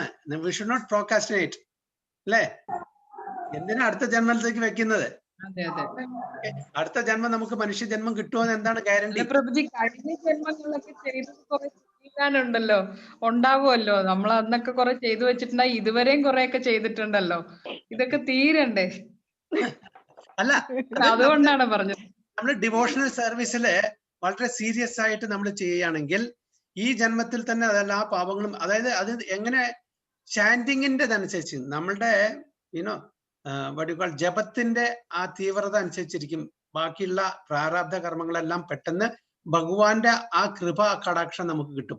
അപ്പോ നമ്മളുടെ സ്റ്റോക്കിൽ എത്ര കർമ്മഫലമുണ്ടോ അതിനെല്ലാം നള്ളിഫൈ ചെയ്യാനുള്ള ശക്തി ഭഗവാൻ നമുക്ക് തരും ഓട്ടോമാറ്റിക്കലി. അപ്പൊ അങ്ങനെ ഇന്റൻസിറ്റിയോട്, തീവ്രതയോടുകൂടി നമ്മൾ ഭഗവാന്റെ നാമങ്ങൾ മെയിനായിട്ട് അതായത് ചെയ്യേണ്ടത് നാമജപമാണ്. നാമജപം എത്ര ശുദ്ധതയോട് നമ്മൾ ചെയ്യുന്നു, അപ്പോൾ അതനുസരിച്ച് ബാക്കിയുള്ള എല്ലാ ഫലങ്ങളും പതുക്കെ പതുക്കെ പോയി കിട്ടും. അപ്പൊ നമ്മൾ അടുത്ത ജന്മത്തിന് ആഗ്രഹിക്കേണ്ട ആവശ്യമില്ല. തീർച്ചയായിട്ടും ഈ ജന്മത്തിൽ തന്നെ നമുക്ക് ചെയ്യാൻ പറ്റും. ഇപ്പൊ ഒരു കുട്ടി എക്സാം എഴുതാണ്. അപ്പോൾ ആ കുട്ടി എക്സാം എഴുതുമ്പോൾ എന്തായിരിക്കും ആറ്റിറ്റ്യൂഡ്? ഞാൻ അടുത്ത ടെസ്റ്റിൽ ഞാൻ പാസ്സാവും. ആ ആറ്റിറ്റ്യൂഡ് കൊണ്ടാണോ എക്സാം എഴുതുക? അല്ല. അല്ലടോ, എനിക്ക് ഇതന്നെ ഐ വാണ്ട് ടു അല്ല. in success in this exam, first attempt. I don't want to next exam. It's very tiresome. It's really problematic. Okay, വീണ്ടും വീണ്ടും എക്സാം എഴുതാൻ ഇറ്റ്സ് നോട്ട് ഈസി. അപ്പോൾ നമ്മുടെ ഫസ്റ്റ് അറ്റംപ്റ്റ് തന്നെ നോക്കണം. We don't want to sit for next exam. അങ്ങനെ കുട്ടികളെ പഠിച്ച് അങ്ങനെ okay no problem, if not this next. അങ്ങനല്ല, എനിക്ക് I want to get over in this first exam itself. അതേപോലെ നമ്മളും ആ തീവ്രതയോടെ ആഗ്രഹിക്കുകയാണെങ്കിൽ ഈ ജന്മത്തിൽ തന്നെ നടക്കും. അപ്പോൾ വളരെ ശുദ്ധതയോടുകൂടി വളരെ തീവ്രതയോടെ നമ്മള് ഭഗവാന്റെ നാമങ്ങൾ ജപിക്കാം ചെയ്യണം. ബാക്കി ഭഗവാൻ ചെയ്തോളൂ. നാമജപമാണ് മെയിൻ ആയിട്ട്. കലികാലത്തിൽ പറഞ്ഞിരിക്കുന്ന നാമജപം വളരെ ശുദ്ധതയോടുകൂടി ഒരു പാപം ചെയ്യാണ്ട് നമ്മള് ശുദ്ധമായിട്ടുള്ള നാമം ജപിക്കുകയാണെങ്കിൽ ബാക്കി ഭഗവാൻ കൃഷ്ണൻ നോക്കിക്കോളും. നമ്മൾ ചെയ്യേണ്ട കാര്യം നമ്മൾ ചെയ്യാം, അല്ലേ? അതെ. സ്മിത മാതാജി വല്ലതും പറയാണ്ടോ? ഇല്ല, ഒന്നും പറയാനില്ല. എന്താ പറഞ്ഞ? ഇതിനെ കുറിച്ചാണോ പ്രഭുജി? അതെ, ഈ ക്വസ്റ്റിനെ കുറിച്ചാണോ? ഈ ക്ലാസിനെ പറ്റി. അതെ, നമ്മളുടെ കർമ്മഫലങ്ങളെ കുറയ്ക്കാൻ സാധിക്കുന്നു, പിന്നെ പുനർജന്മം തടയുന്നു. പിന്നെ നമ്മളുടെ ഇപ്പൊ ഇനി അഥവാ അടുത്ത ജന്മം നമുക്ക് കിട്ടിയാലും അത് മനുഷ്യജന്മത്തിൽ തന്നെ കിട്ടാനും സഹായിക്കുന്നു. മനുഷ്യജന്മം തന്നെ കിട്ടാനും സഹായിക്കുന്നു. Very good. സോ വേറെ വല്ലവർക്കും വല്ലതും പറയാനുണ്ടോ? അപ്പോൾ ഈ സെഷൻ ഇവിടെ ഞാൻ നിർത്തുകയാണ്. അപ്പോൾ എല്ലാവരും വീഡിയോ ഓൺ ചെയ്തോളൂ. ഞാൻ ഷെയറിങ് സ്റ്റോപ്പ് ചെയ്യാണ്. എല്ലാവരും വീഡിയോ ഓൺ ചെയ്താൽ ഒന്ന് പരിചയപ്പെടാം. അറ്റ്ലീസ്റ്റ് ഫേസ് ടു ഫേസ് നമുക്ക് കാണണ്ടേ ആരാണ് എന്താണെന്ന്. ചില ആൾക്കാരെ ഞാൻ അറിയും, ചില ആൾക്കാരെ അറിയില്ല. ഓക്കെ, സരിത മാതാജി പാലക്കാട് നിന്നല്ലേ? മ്യൂട്ടാണ് മാതാജി. ഹരേ കൃഷ്ണ പ്രഭുജി, ഞാൻ രജനി മാതാജിയുടെ കസിൻ പറഞ്ഞിട്ടുണ്ട്. സന്തോഷം പ്രഭുജി. എനിക്ക് ആ ഒരു കുറെ മാസങ്ങൾക്ക് മുന്നേ ഞാൻ 1-2 ക്ലാസ് പ്രഭുജിയുടെ അറ്റൻഡ് ചെയ്യുക. അതൊക്കെ ഓഫീസിൽ നിന്ന് ഇങ്ങനെ കട്ടടിച്ച് അറ്റൻഡ് ചെയ്യണ പോലെയൊക്കെ ആയിരുന്നു ചെയ്തത്. എനിക്ക് അങ്ങോട്ട് ഡീപ്പായിട്ട് ക്ലാസ്സിൽ അറ്റൻഡ് ചെയ്യാൻ പറ്റിയിട്ടുണ്ടായിരുന്നില്ല. ഈ ടൈം ഒരു ബ്ലെസ്സിങ് ആയി പോയി. ഞാൻ എന്തായാലും ഇനിയെങ്കിലും നമുക്ക് ക്ലാസ്സിൽ അറ്റൻഡ് ചെയ്യാനായിട്ട് കണ്ടിന്യൂ ചെയ്യാൻ പറ്റും എന്ന് ഇപ്പൊ എനിക്കൊരു പ്രതീക്ഷയുണ്ട്. Thank you very much. And Swathi Peethambaran, sorry മനസ്സിലായില്ല. എസ് പ്രഭുജി, രജനി വഴിയാണ് പ്രഭുജിയെ പരിചയപ്പെടുത്തി തന്നത്. ഹസ്ബൻഡ് അബുദാബിയില് വർക്ക് ചെയ്യുന്നുണ്ട് പ്രഭുജി, നാഷണൽ പെട്രോളിയത്തില്. ഞാൻ വരാറുണ്ട്, വിസിറ്റിംഗ് വിസയിൽ വരാറുണ്ട്. മാത്രമല്ല അവര് നാട്ടിലും നമുക്ക് നല്ല കണക്ഷൻ ഉണ്ട് രജനിയും ഹസ്ബൻഡുമായിട്ട്. അവര് വഴിയാണ് ഈ അസോസിയേഷനെ കുറിച്ച് കൂടുതലായി അറിയാൻ പറ്റിയതും. ഒരുപാട് അറിവ് രജനി പകർന്നു തന്നിട്ടുണ്ട് പ്രഭുജി, ചെറുതായിട്ടാണെങ്കിലും മനസ്സിലാക്കാൻ പറ്റുന്നിടത്തോളം. രജനി മാതാജി വളരെ നന്നായിട്ട് സമയം കണ്ടെത്തി പറഞ്ഞു കൊടുക്കുന്നുണ്ട്. വളരെ നല്ല കാര്യമാണ്. നിഷ മാതാജി, thank you so much for introducing Nija അല്ലെ? സോറി, എന്താ പറഞ്ഞ? നിജി. അതേപോലെ സ്പേസ് കട്ട് സെയിം ആണോ കേട്ടോ? അല്ല പ്രഭുജി, ആഗ്രഹം ഉണ്ട്, അവൾക്ക് ഇഷ്ടം ഉണ്ടായിരുന്നു. അപ്പൊ ഞാൻ പറഞ്ഞു കേട്ടു നോക്കൂ, പറ്റുമ്പോഴെങ്കിൽ കേട്ടു നോക്കൂ. ടൈമിങ് ജോലിയുള്ളതുകൊണ്ട് ടൈമിങ് ശരിയാവാത്തോണ്ടുള്ള ബുദ്ധിമുട്ടാ. വർക്കിംഗ് ആണ്, എനിക്ക് ഹാഫ് ഡേ ഉണ്ട്. അപ്പൊ അത് കഴിഞ്ഞിട്ട് ഇതേ കുട്ടികളും ഉണ്ട്. അപ്പം എല്ലാം കൂടെ കഴിഞ്ഞ് ഞാൻ മാക്സിമം ട്രൈ ചെയ്യണം. എനിക്ക് ഭയങ്കര ഇഷ്ടമാണ്. ഞാൻ ഇതുവരെ ഇങ്ങനെ അറ്റൻഡ് ചെയ്തിട്ടില്ല. നിശ്ചയിച്ച് എപ്പോഴും പറയും ഇങ്ങനെ ഹരിനാമ ക്ലാസ്സസും ഓരോന്നും കേൾക്കുമ്പോ ഞാനിങ്ങനെ നിശ്ചയിച്ചിടത്തുനിന്നാണ് ഓരോന്നും കേൾക്കാറ്. അപ്പൊ ഓപ്പർച്യൂണിറ്റി കിട്ടിയത് ഇങ്ങനെ ഒരു ഇത് അറേഞ്ച് ചെയ്തതിൽ വളരെ നന്ദി. Very very thanks. ബിക്കോസ് എന്നെ പോലുള്ളവർക്കൊക്കെ ഒന്നാമത് ബിസി സ്കെഡ്യൂളാണ്, പിന്നെ ഇങ്ങനെ ഒരു പോയി അറ്റൻഡ് ചെയ്യാനുള്ള ഒരു അവസ്ഥയും ഇല്ല. അപ്പം it's actually very helpful. Because എനിക്ക് ഇതിനെ പറ്റി ഒന്നും കൂടുതലൊന്നും അറിയില്ല. സോ ഇന്നത്തെ ക്ലാസ് തന്നെ it was very helpful. Like റീബർത്തിനെ കുറിച്ചും അതിനൊക്കെ കുറിച്ചും ഇങ്ങനെ അറിയാൻ സാധിച്ചതൊക്കെ like very nice class. Good opportunity. It's a blessing in disguise this pandemic അല്ലേ? അല്ലെങ്കിൽ നമ്മൾ ഈ സൂം സെഷൻ ഒന്നും ചെയ്യാറില്ല. അപ്പൊ അതുകൊണ്ട് പല ആൾക്കാരും പല സ്ഥലത്തും നമുക്ക് അസോസിയേറ്റ് ചെയ്യാൻ പറ്റി. ഷീജ മാതാജി ആൾറെഡി പരിചയപ്പെടുത്തി പാലക്കാട് നിന്നാണ്. രജനി മാതാജി ത്രൂ ആണ്. Thank you so much Mataji for attending. And Smitha Mataji, thank you. Smitha Mataji ആണ് ആദ്യമായിട്ട് ഒരു മാസമായി കുവൈറ്റിലെ ഏതൊരു പ്രോഗ്രാമിന് അറ്റൻഡ് ചെയ്യുന്നുണ്ട്. അവരും ഇവിടെ മുസഫ ബേസ്ഡ് ആണ്. ഓക്കെ, സ്മിത മാതാജി 2 കുട്ടികളുണ്ട്. ഹരിനന്ദന രണ്ടാമത്തെ കുട്ടി. മൂത്ത കുട്ടിയുടെ പേരെന്താ? ഓക്കെ, 10ാം ക്ലാസ്സിൽ പഠിക്കുന്നു അല്ലേ? പിന്നെ ശ്രീദേവി മാതാജിയാണ്. ശ്രീദേവി മാതാജി ഇവിടെ അബുദാബിയിലാണ്. ഓക്കെ, 2ാമത്തെ ക്ലാസ് അറ്റൻഡ് ചെയ്യുന്നു. അജിത് പ്രഭു മുസഫയിലാണ്. അദ്ദേഹം 2ാമത്തെ ക്ലാസ് ആണ്. അപ്പോ എല്ലാവർക്കും ഈ ക്ലാസ് ഇഷ്ടപ്പെട്ടു എന്ന് വിചാരിക്കുന്നു. അടുത്ത ശനിയാഴ്ച വീണ്ടും ഗീത മാതാജി ഞാൻ പറഞ്ഞല്ലോ. ഗീത മാതാജി ഇവിടെ ഹോസ്പിറ്റലിലാണ് വർക്ക് ചെയ്യുന്നത്, അബുദാബിയിലാണ്. ഓക്കെ, അവരും കുറെ കാലമായിട്ട് ഇതിൽ ഇൻവോൾവ് ആണ് ഈ ഹരേ കൃഷ്ണ മൂവ്മെന്റില്. നമ്മൾ ഈ പ്രോഗ്രാം ഹാളിൽ എല്ലാ വെള്ളിയാഴ്ചയും പ്രോഗ്രാം വയ്ക്കുന്ന സമയത്ത് മാതാജി എപ്പോഴും വരാറുള്ളതാണ്. മാതാജി ഇൻട്രസ്റ്റ് കാണിച്ചപ്പോൾ മാതാജിയും ഈ ക്ലാസ്സിൽ ചേർന്നു. അപ്പോ എല്ലാവർക്കും നന്ദി. അപ്പോൾ അടുത്ത ക്ലാസ് വീണ്ടും ശനിയാഴ്ച 7 മണിക്ക് നമുക്ക് കാണാം. ഓക്കെ, എന്തെങ്കിലും സംശയം ഉണ്ടെങ്കിൽ ഞാൻ നിങ്ങളുടെ എല്ലാം ടെലിഫോൺ നമ്പർ എനിക്ക് തരാണെങ്കിൽ ഞാൻ ഒരു വാട്സാപ്പ് ഗ്രൂപ്പ് ഉണ്ടാക്കാം ഈ ഇതിന് വേണ്ടിയിട്ട്. അപ്പൊ നമുക്ക് നമ്മുടെ എന്തെങ്കിലും ശ്ലോകം, അപ്പോ 1-2 ആഴ്ച കഴിഞ്ഞാൽ ഓരോ ശ്ലോകം പഠിക്കാൻ തരാം. നിങ്ങൾക്ക് ബുദ്ധിമുട്ടില്ലെങ്കിൽ, പഠിക്കാൻ ഇൻട്രസ്റ്റ് ഉണ്ടെങ്കിൽ ഭഗവത്ഗീതയെന്ന്. ഇൻട്രസ്റ്റ് ഉണ്ടോ ശ്ലോകം പഠിക്കാൻ? ഓക്കെ, അപ്പൊ ഒരാഴ്ചയിൽ ഒരു ശ്ലോകം പഠിച്ചുകൂടെ? ഞാനൊരു വാട്സാപ്പ് ഗ്രൂപ്പ് ഉണ്ടാക്കാം. അപ്പൊ നിങ്ങളുടെ എല്ലാം ടെലിഫോൺ നമ്പർ വാട്സാപ്പിലുള്ള ആ നമ്പർ ഒന്ന് ഞാൻ ഷെയർ ചെയ്യണം. ഞാൻ ഗ്രൂപ്പ് ഉണ്ടാക്കിയ ഗ്രൂപ്പിൽ ഞാൻ ശ്ലോകം ഉണ്ടാവും. മറ്റേ എന്തെങ്കിലും സംശയം ഉണ്ടെങ്കിൽ നമുക്ക് കമ്മ്യൂണിക്കേറ്റ് ചെയ്യാം വാട്സാപ്പിൽ. ഒരു സംശയം കൂടി ഉണ്ട്. ഈ ശ്രവണം, കീർത്തനം, വിഷ്ണു സ്മരണം, അത് അതിനകത്ത് പാദസേവനം, അർച്ചനം, പിന്നെ വന്ദനം, ദാസ്യം, സഖ്യം, ആത്മനിവേദനം, അത് ചെയ്ത ആൾക്കാരെ പറ്റി പറഞ്ഞില്ലേ? അത് ഞാൻ മറന്നുപോയി. അത് ഞാൻ വാട്സാപ്പ് ഗ്രൂപ്പ് ഉണ്ടാക്കിയിട്ട് അതിൽ എഴുതിയിടാം. അപ്പൊ എല്ലാവർക്കും ചിലപ്പോൾ ചില ആൾക്കാർ പിന്നെ വേറൊരു കാര്യം, അടുത്ത ക്ലാസ് മുതൽക്ക് നിങ്ങൾ ചെറിയൊരു നോട്ട്ബുക്ക് വെക്കുകയാണെങ്കിൽ എന്തെങ്കിലും അറിയാത്ത വല്ല കാര്യം ഉണ്ടെങ്കിൽ നോട്ട് ഡൗൺ ചെയ്യുകയാണെങ്കിൽ നിങ്ങൾക്ക് പിന്നീട് അത് റിവൈസ് ചെയ്യാൻ പറ്റും. ഇപ്പോൾ നമ്മുടെ നിഷമാതാജ് ക്ലാസ് എടുക്കുമ്പോൾ അവർ നോട്ട്ബുക്കും പെന്നും പെൻസിലാക്കിയിട്ട് വരും. അപ്പൊ എന്തെങ്കിലും അത് നോട്ട് ചെയ്യും. അപ്പൊ പിന്നീട് അത് നമുക്ക് റിവൈസ് ചെയ്യാൻ പറ്റും. അപ്പൊ അങ്ങനെ ചെയ്യുകയാണെങ്കിൽ വളരെ നന്നായിരിക്കും. അതും കൂടി ഒരു സജഷൻ ഉണ്ട്.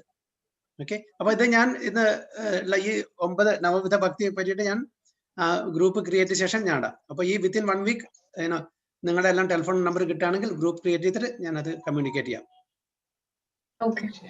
Okay, so thank you so much. Hare Krishna. അപ്പൊ എല്ലാവരും ഈ ദാമോദര മാസത്തില് വിളക്ക് കാണിക്കുന്നുണ്ടെന്ന് വിശ്വസിക്കുന്നു. അറിയാലോ? Very good. എല്ലാവർക്കും വളരെ വളരെ നന്ദിയുണ്ട്, സന്തോഷം. പരിചയപ്പെട്ടേലും. പ്രഭുജിയുടെ ക്ലാസ് ആദ്യമായിട്ടാണ് അറ്റൻഡ് ചെയ്യുന്നത്. പ്രഭുജി, സ്റ്റാർട്ടിങ്ങിൽ എനിക്ക് പറയാൻ പറ്റിയില്ല. എന്റെ ഹൃദയം നിറഞ്ഞ പാദ നമസ്കാരം ചെയ്യാണ്. പ്രഭുജിയുടെ അനുഗ്രഹം പ്രാർത്ഥനയും ഒക്കെ ഒപ്പം ഉണ്ടെങ്കിലേ ഇതൊക്കെ പഠിച്ചെടുക്കാൻ എനിക്ക് സാധിക്കുള്ളൂ. പ്രഭുജി, തീർച്ചയായിട്ടും നമ്മുടെ എല്ലാവരെയും അങ്ങോട്ടും ഇങ്ങോട്ടുള്ള sharing and caring should be there. So everything will be all right. അപ്പൊ നമുക്ക് അടുത്തൊരു ഇതിലേക്ക് വേണ്ട, വീണ്ടും നമുക്ക് ജന്മം ആവശ്യമില്ല. നമുക്ക് നമ്മുടെ സ്വധാമത്തിലേക്ക് പോകണം. അതാണ് എല്ലാവരുടെയും ആഗ്രഹം. സോ ഹരേ കൃഷ്ണ ഹരേ കൃഷ്ണ, കൃഷ്ണ കൃഷ്ണ ഹരേ ഹരേ, ഹരേ രാമ ഹരേ രാമ. ആരെങ്കിലും ഈ നാമജപം ചെയ്യുന്നില്ലെങ്കിൽ അടുത്ത ക്ലാസ്സിൽ ഒന്ന് ഓർമ്മിപ്പിച്ചാൽ ഞാൻ അതിനെ പറ്റിയിട്ട് എല്ലാവർക്കും ഈ നാമജപം ചെയ്യണം. എനിക്കറിയാം പല മാതാജിമാരും ഈ ക്ലാസ്സിലുള്ള, ഞാൻ പേരെടുക്കുന്നില്ല, 16, 30 മാലകളൊക്കെ ചെയ്യുന്നുണ്ട്. അപ്പോ എല്ലാവരും ഒരു മിനിമം നമ്പർ മാല ജപിച്ചിരിക്കണം. അതായത് ഇപ്പൊ 2 സ്റ്റാർട്ടിങ് ആരും പറയില്ല 16 മാല ജപിക്കണമെന്നും. ഒരു സ്റ്റാർട്ടിങ് എല്ലാവരും അതിനെ തുടക്കം കുറിക്കണം. 2 മാല 4 മാല അവനവൻ്റെതനുസരിച്ച് സൗകര്യം അനുസരിച്ചിട്ട് അത് നമ്മൾ ഒരു ദിവസത്തില് നമ്മൾ 24 മണിക്കൂറില് അറ്റ്ലീസ്റ്റ് അരമണിക്കൂറോ 1 മണിക്കൂറെങ്കിലും ഭഗവാന് വേണ്ടി ഒഴിഞ്ഞു വെക്കുക അല്ലെ. നമ്മുടെ പേഴ്സണൽ കാര്യങ്ങൾ എത്ര 24 മണിക്കൂർ എടുത്തുള്ളൂ, ബാക്കി ഒരു അരമണിക്കൂർ 1 മണിക്കൂർ ഭഗവാന് വേണ്ടി ചെയ്യണ്ടേ. നമുക്കിതെല്ലാം തന്ന ആ ഭഗവാനെ നമ്മൾ ഓർക്കണ്ടേ. ഒരാളെ ഒരു പെണ്ണ് തന്നാൽ നമ്മൾ ഇമ്മീഡിയറ്റ്ലി താങ്ക് യു എന്ന് പറയുന്നു അല്ലേ. നേരെ മറിച്ച് ഭഗവാൻ ഇത്രയല്ല, വെള്ളം, വായു, അഗ്നി എല്ലാം സപ്ലൈ ചെയ്യുന്നുണ്ട്. നമ്മളെ ഒന്ന് അക്നോളജിങ് കൂടി ചെയ്യുന്നില്ല, ഒരു താങ്ക്സ് കൂടി പറയുന്നില്ല. അപ്പൊ ഇത്രയെല്ലാം സൗകര്യങ്ങളും ഈ ഇതെല്ലാം തന്ന ആ ഭഗവാനെ നമ്മളെ ഒരു ദിവസം ഒരു അരമണിക്കൂറെങ്കിലും ഓർമ്മിക്കുക, ഒരു നന്ദി പ്രകടനം ചെയ്യുക. തീർച്ചയായും. അപ്പൊ അടുത്ത ക്ലാസ്സിൽ അതിനെപ്പറ്റി ചെറുതായിട്ട് വിവരിക്കാം. ആരെങ്കിലും ജപിക്കുന്നില്ലെങ്കിൽ എനിക്ക് മാല ജപിക്കേണ്ടത് എങ്ങനെയാണെന്നുള്ളത് എനിക്ക് മാല കിട്ടി ഇന്നലെ, പക്ഷെ അത് എനിക്ക് അറിയില്ല എങ്ങനെയാണ് അത്. ഞാൻ പറഞ്ഞുതരാം അത് എങ്ങനെയാണ്. എന്ത് ഞാൻ പോട്ടെ, ഒരു കോള് വരുന്നു എനിക്ക്. അപ്പൊ അത് എന്ത് മന്ത്രമാണ് ആദ്യം ജപിക്കേണ്ടത് ഞാൻ അടുത്ത ക്ലാസ് പറഞ്ഞു തന്നാൽ മതിയോ? അതോ ഇപ്പൊ ഞാൻ പറഞ്ഞുതരാം, എനിക്ക് കുഴപ്പമില്ല. പക്ഷെ മറ്റുള്ളവർക്ക് എന്താ പറയാ സൗകര്യം ഇല്ലെങ്കിൽ, സമയം ഇല്ലെങ്കിൽ അവർക്ക് ലീവ് ചെയ്യാം. ഞാൻ മാതാജിക്ക് പറഞ്ഞുതരാം, അല്ലെങ്കിൽ നിൽക്കണം തന്നെ നിൽക്കാം. അപ്പൊ മാല ഉണ്ടെങ്കിൽ ഉണ്ടോ? മാല ഒന്ന് എടുക്കുവോ? അതല്ല, മാല ജപിക്കുന്നതിന് അത് നമുക്ക് പറ്റാത്ത സമയത്ത് ബുദ്ധിമുട്ടുണ്ടോ? സമയത്തും മാല ജപിക്കാൻ ഒരു പ്രശ്നമില്ല, ഏത് സമയത്തും ജപിക്കാം. ഒരു നിബന്ധനകളില്ല. മഹാമന്ത്രത്തിന് മറ്റുള്ള മന്ത്രങ്ങൾക്ക് നിബന്ധനകളുണ്ട്, പക്ഷെ ഈ മഹാമന്ത്രത്തിന് ഒരു നിബന്ധനയില്ല, ഏത് സമയത്തും ജപിക്കാം.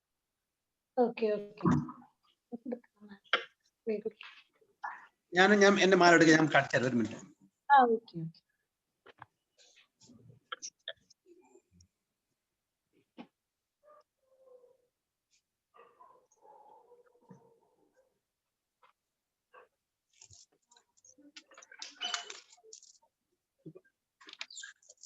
ഇതാണ് മാല. മാറിക്കോട്ടെ പ്രഭുജി. 108 മണികളുണ്ട്. ഓക്കെ, അപ്പൊ ഇതിന്റെ ഹെഡ് ബീഡ് എന്ന് പറയും. ഇല്ലേ, കണ്ടില്ലേ? ഓക്കെ, ഇതിന് കൃഷ്ണമണി അല്ലെങ്കിൽ കൃഷ്ണ ബീഡ് അല്ലെങ്കിൽ ഹെഡ് ബീഡ് എന്ന് പറയും. അപ്പൊ നമ്മൾ മാല ജപിക്കുമ്പോ ഈ ചൂണ്ടാണി വിരൽ ഉപയോഗിക്കാൻ പാടില്ല. ഇതിനെ ഇനോസ്പീഷ്യസ് ആയിട്ടാണ് കണക്കാക്കുന്നത്. നമ്മൾ ചൂണ്ടുന്ന ഒരാളെ ചൂണ്ടുന്നതാണ്, അച്ഛാ ഇനോസ്പീഷ്യസ് ആയിട്ട് കണക്കാക്കുക. അതുകൊണ്ട് അതാണ് ഈ നമ്മൾ മാല ഉണ്ടാക്കിയിരിക്കുന്നതും ഇതിന്റെ മാലയുടെ അല്ല, ഈ ജപ സഞ്ചിയുടെ ഉള്ളിലിട്ട ഈ വിരല് പുറത്ത് കാണുന്നത് തൊടാതിരിക്കാൻ വേണ്ടിയിട്ട്. ഓക്കെ, അപ്പൊ അത് നമ്മൾ തൊടാതില്ല. അപ്പൊ ഇത് ഇല്ലാത്തവർക്കും ഞാൻ പറഞ്ഞുതരാം. അപ്പൊ നമ്മുടെ മിഡിൽ ഫിംഗറും തമ്പും തള്ളവിരലും നടുവിരലും കൂടിയിട്ട് പിടിക്കുക. കാണുന്നുണ്ടോ? ഓക്കെ, തള്ളവിരലും നടുവിരലും കൂടി പിടിക്കുക. ഇത് ഇങ്ങനെ. എന്നിട്ട് ഈ കൃഷ്ണമണി പിടിക്കുന്ന സമയത്ത് പഞ്ചതത്വ മഹാമന്ത്രം ചെല്ലണം. ജയ ശ്രീകൃഷ്ണ ചൈതന്യ പ്രഭു നിത്യാനന്ദ ശ്രീ അദ്വൈത ഗദാധാര ശ്രീവാസാദി ഗൗരഭക്തവൃന്ദ. ഇത് ഞാൻ ഗ്രൂപ്പിലിടാം. ഞാൻ അയച്ചുതരാം. ഇത് 3 പ്രാവശ്യം. ജയ ശ്രീകൃഷ്ണ ചൈതന്യ പ്രഭു നിത്യാനന്ദ ശ്രീ അദ്വൈത ഗദാധാര ശ്രീവാസാദി ഗൗരഭക്തവൃന്ദ എന്ന് 3 പ്രാവശ്യം കഴിഞ്ഞിട്ട് പിന്നെ നമ്മൾ ഹരേ കൃഷ്ണ കൃഷ്ണ കൃഷ്ണ ഹരേ ഹരേ ഹരേ രാമ രാമ രാമ ഹരേ ഹരേ. ഓക്കെ, അപ്പൊ ഒരു മന്ത്രമായി. അപ്പൊ നമ്മൾ എന്താ ഒരു മണി നമ്മളുടെ സൈഡിലോട്ട് മൂവ് ചെയ്യാം. ഓക്കെ, ഒരു മണി നമ്മുടെ സൈഡിലോട്ട്, മനസ്സിലാക്കില്ലേ? ഇങ്ങോട്ട് മുമ്പിലോട്ട്, നോട്ട് അങ്ങോട്ടല്ല, ഇങ്ങോട്ട്. അത് ഏത് സൈഡിൽ നിന്ന് വേണം? അല്ല, എവിടുന്നല്ലേ തുടങ്ങുന്നത്? ഹെഡ് ബീഡ് എന്നല്ലേ തുടങ്ങുന്നത്? ഹെഡ് ബീഡ് നിന്ന് തുടങ്ങുമ്പോ ഹരേ കൃഷ്ണ മഹാമന്ത്രം ഒന്ന് ചെല്ലിയാൽ ഒരു മണി നീക്കുക, ഒന്ന് ചെയ്ത്. ഓക്കെ, പിന്നെ രണ്ടാമത്തെ മണി നീക്കുക, മൂന്നാമത്തെ, അങ്ങനെ നീക്കി നമ്മൾ അവസാനത്തെ മണിയുടെ അവിടെ എത്തും, 108ാമത്തെ. ഓക്കെ, 108ാമത്തെ മണി കഴിഞ്ഞാൽ ആ ഒരു മാല കഴിഞ്ഞു എന്നാണ്. പിന്നെ നമ്മൾ ഈ കൃഷ്ണ ബീഡ് നടുവിരലും തള്ളവിരലും കൂടി പിടിച്ചിട്ട് വീണ്ടും ജയ ശ്രീകൃഷ്ണ ചൈതന്യ പ്രഭു നിത്യാനന്ദ ശ്രീ അദ്വൈത ഗദാധാര ശ്രീവാസാദി ഗൗരഭക്തവൃന്ദ എന്ന് പറയുക. എന്നിട്ട് ഈ കൃഷ്ണമണി നമ്മൾ ക്രോസ് ചെയ്യാൻ പാടില്ല. തിരിച്ചിട്ട് എവിടെ നമ്മൾ അവസാനിച്ചോ മഹാമന്ത്രം അവിടുന്ന് തുടങ്ങണം. ഓക്കെ, നമ്മൾ ഇതിനെ ക്രോസ് ചെയ്യാൻ പാടില്ല, മറികടക്കാൻ പാടില്ല. അപ്പൊ നമ്മൾ തിരിച്ചിട്ട് വീണ്ടും എവിടെ നിർത്തിയോ അവിടുന്ന് വീണ്ടും ഹരേ കൃഷ്ണ കൃഷ്ണ കൃഷ്ണ ഹരേ ഹരേ ഹരേ രാമ രാമ രാമ ഹരേ ഹരേ. രണ്ടാമത്തെ റൗണ്ട് വീണ്ടും അതേപോലെ 2 റൗണ്ട് കഴിഞ്ഞാൽ വീണ്ടും നമ്മൾ അവിടെ കൃഷ്ണമണ്ഡ അവിടെ എത്തുന്നു. ഓക്കെ, അപ്പൊ വീണ്ടും മറികടക്കാണ്ട് തിരിച്ചിട്ട് ട്വിസ്റ്റ് ചെയ്തിട്ട് ആ മണിന്ന് വീണ്ടും തുടങ്ങും. അങ്ങനെ നിങ്ങൾക്ക് 2 മാലയോ 4 മാലയോ എത്ര മാലയാണെന്ന് വെച്ചാൽ അതനുസരിച്ചിട്ട് നമുക്ക് ഡെയിലി ഒരു കൗണ്ട് വെക്കുക. എന്തിനാണ് കൗണ്ട് വെക്കുന്നത് അത് ഞാൻ അടുത്ത പ്രാവശ്യം പറഞ്ഞുതരാം. ഹരേ കൃഷ്ണ. സോ എല്ലാവർക്കും thank you so much. Hare Krishna. പാഞ്ചാകൽപതരുഭ്യശ്ച കൃപാ സിന്ധുഭ്യഃ ച പതിതാനാം പാവനേഭ്യോ വൈഷ്ണവേഭ്യോ നമഃ. അനന്ത കോടി വൈഷ്ണവ കി ജയ, ശ്രീല പ്രഭാത് കി ജയ, ഗുരു മഹാരാജ് കി ജയ, നിതായ് ഗോവർദ്ധന. അപ്പൊ എല്ലാവരും നമ്പർ ഒന്ന് അയച്ചു തരൂ കേട്ടോ. ഞാൻ വാട്സാപ്പ് ഗ്രൂപ്പ് ഉണ്ടാക്കാം. ഹരേ കൃഷ്ണ. ഹരേ കൃഷ്ണ.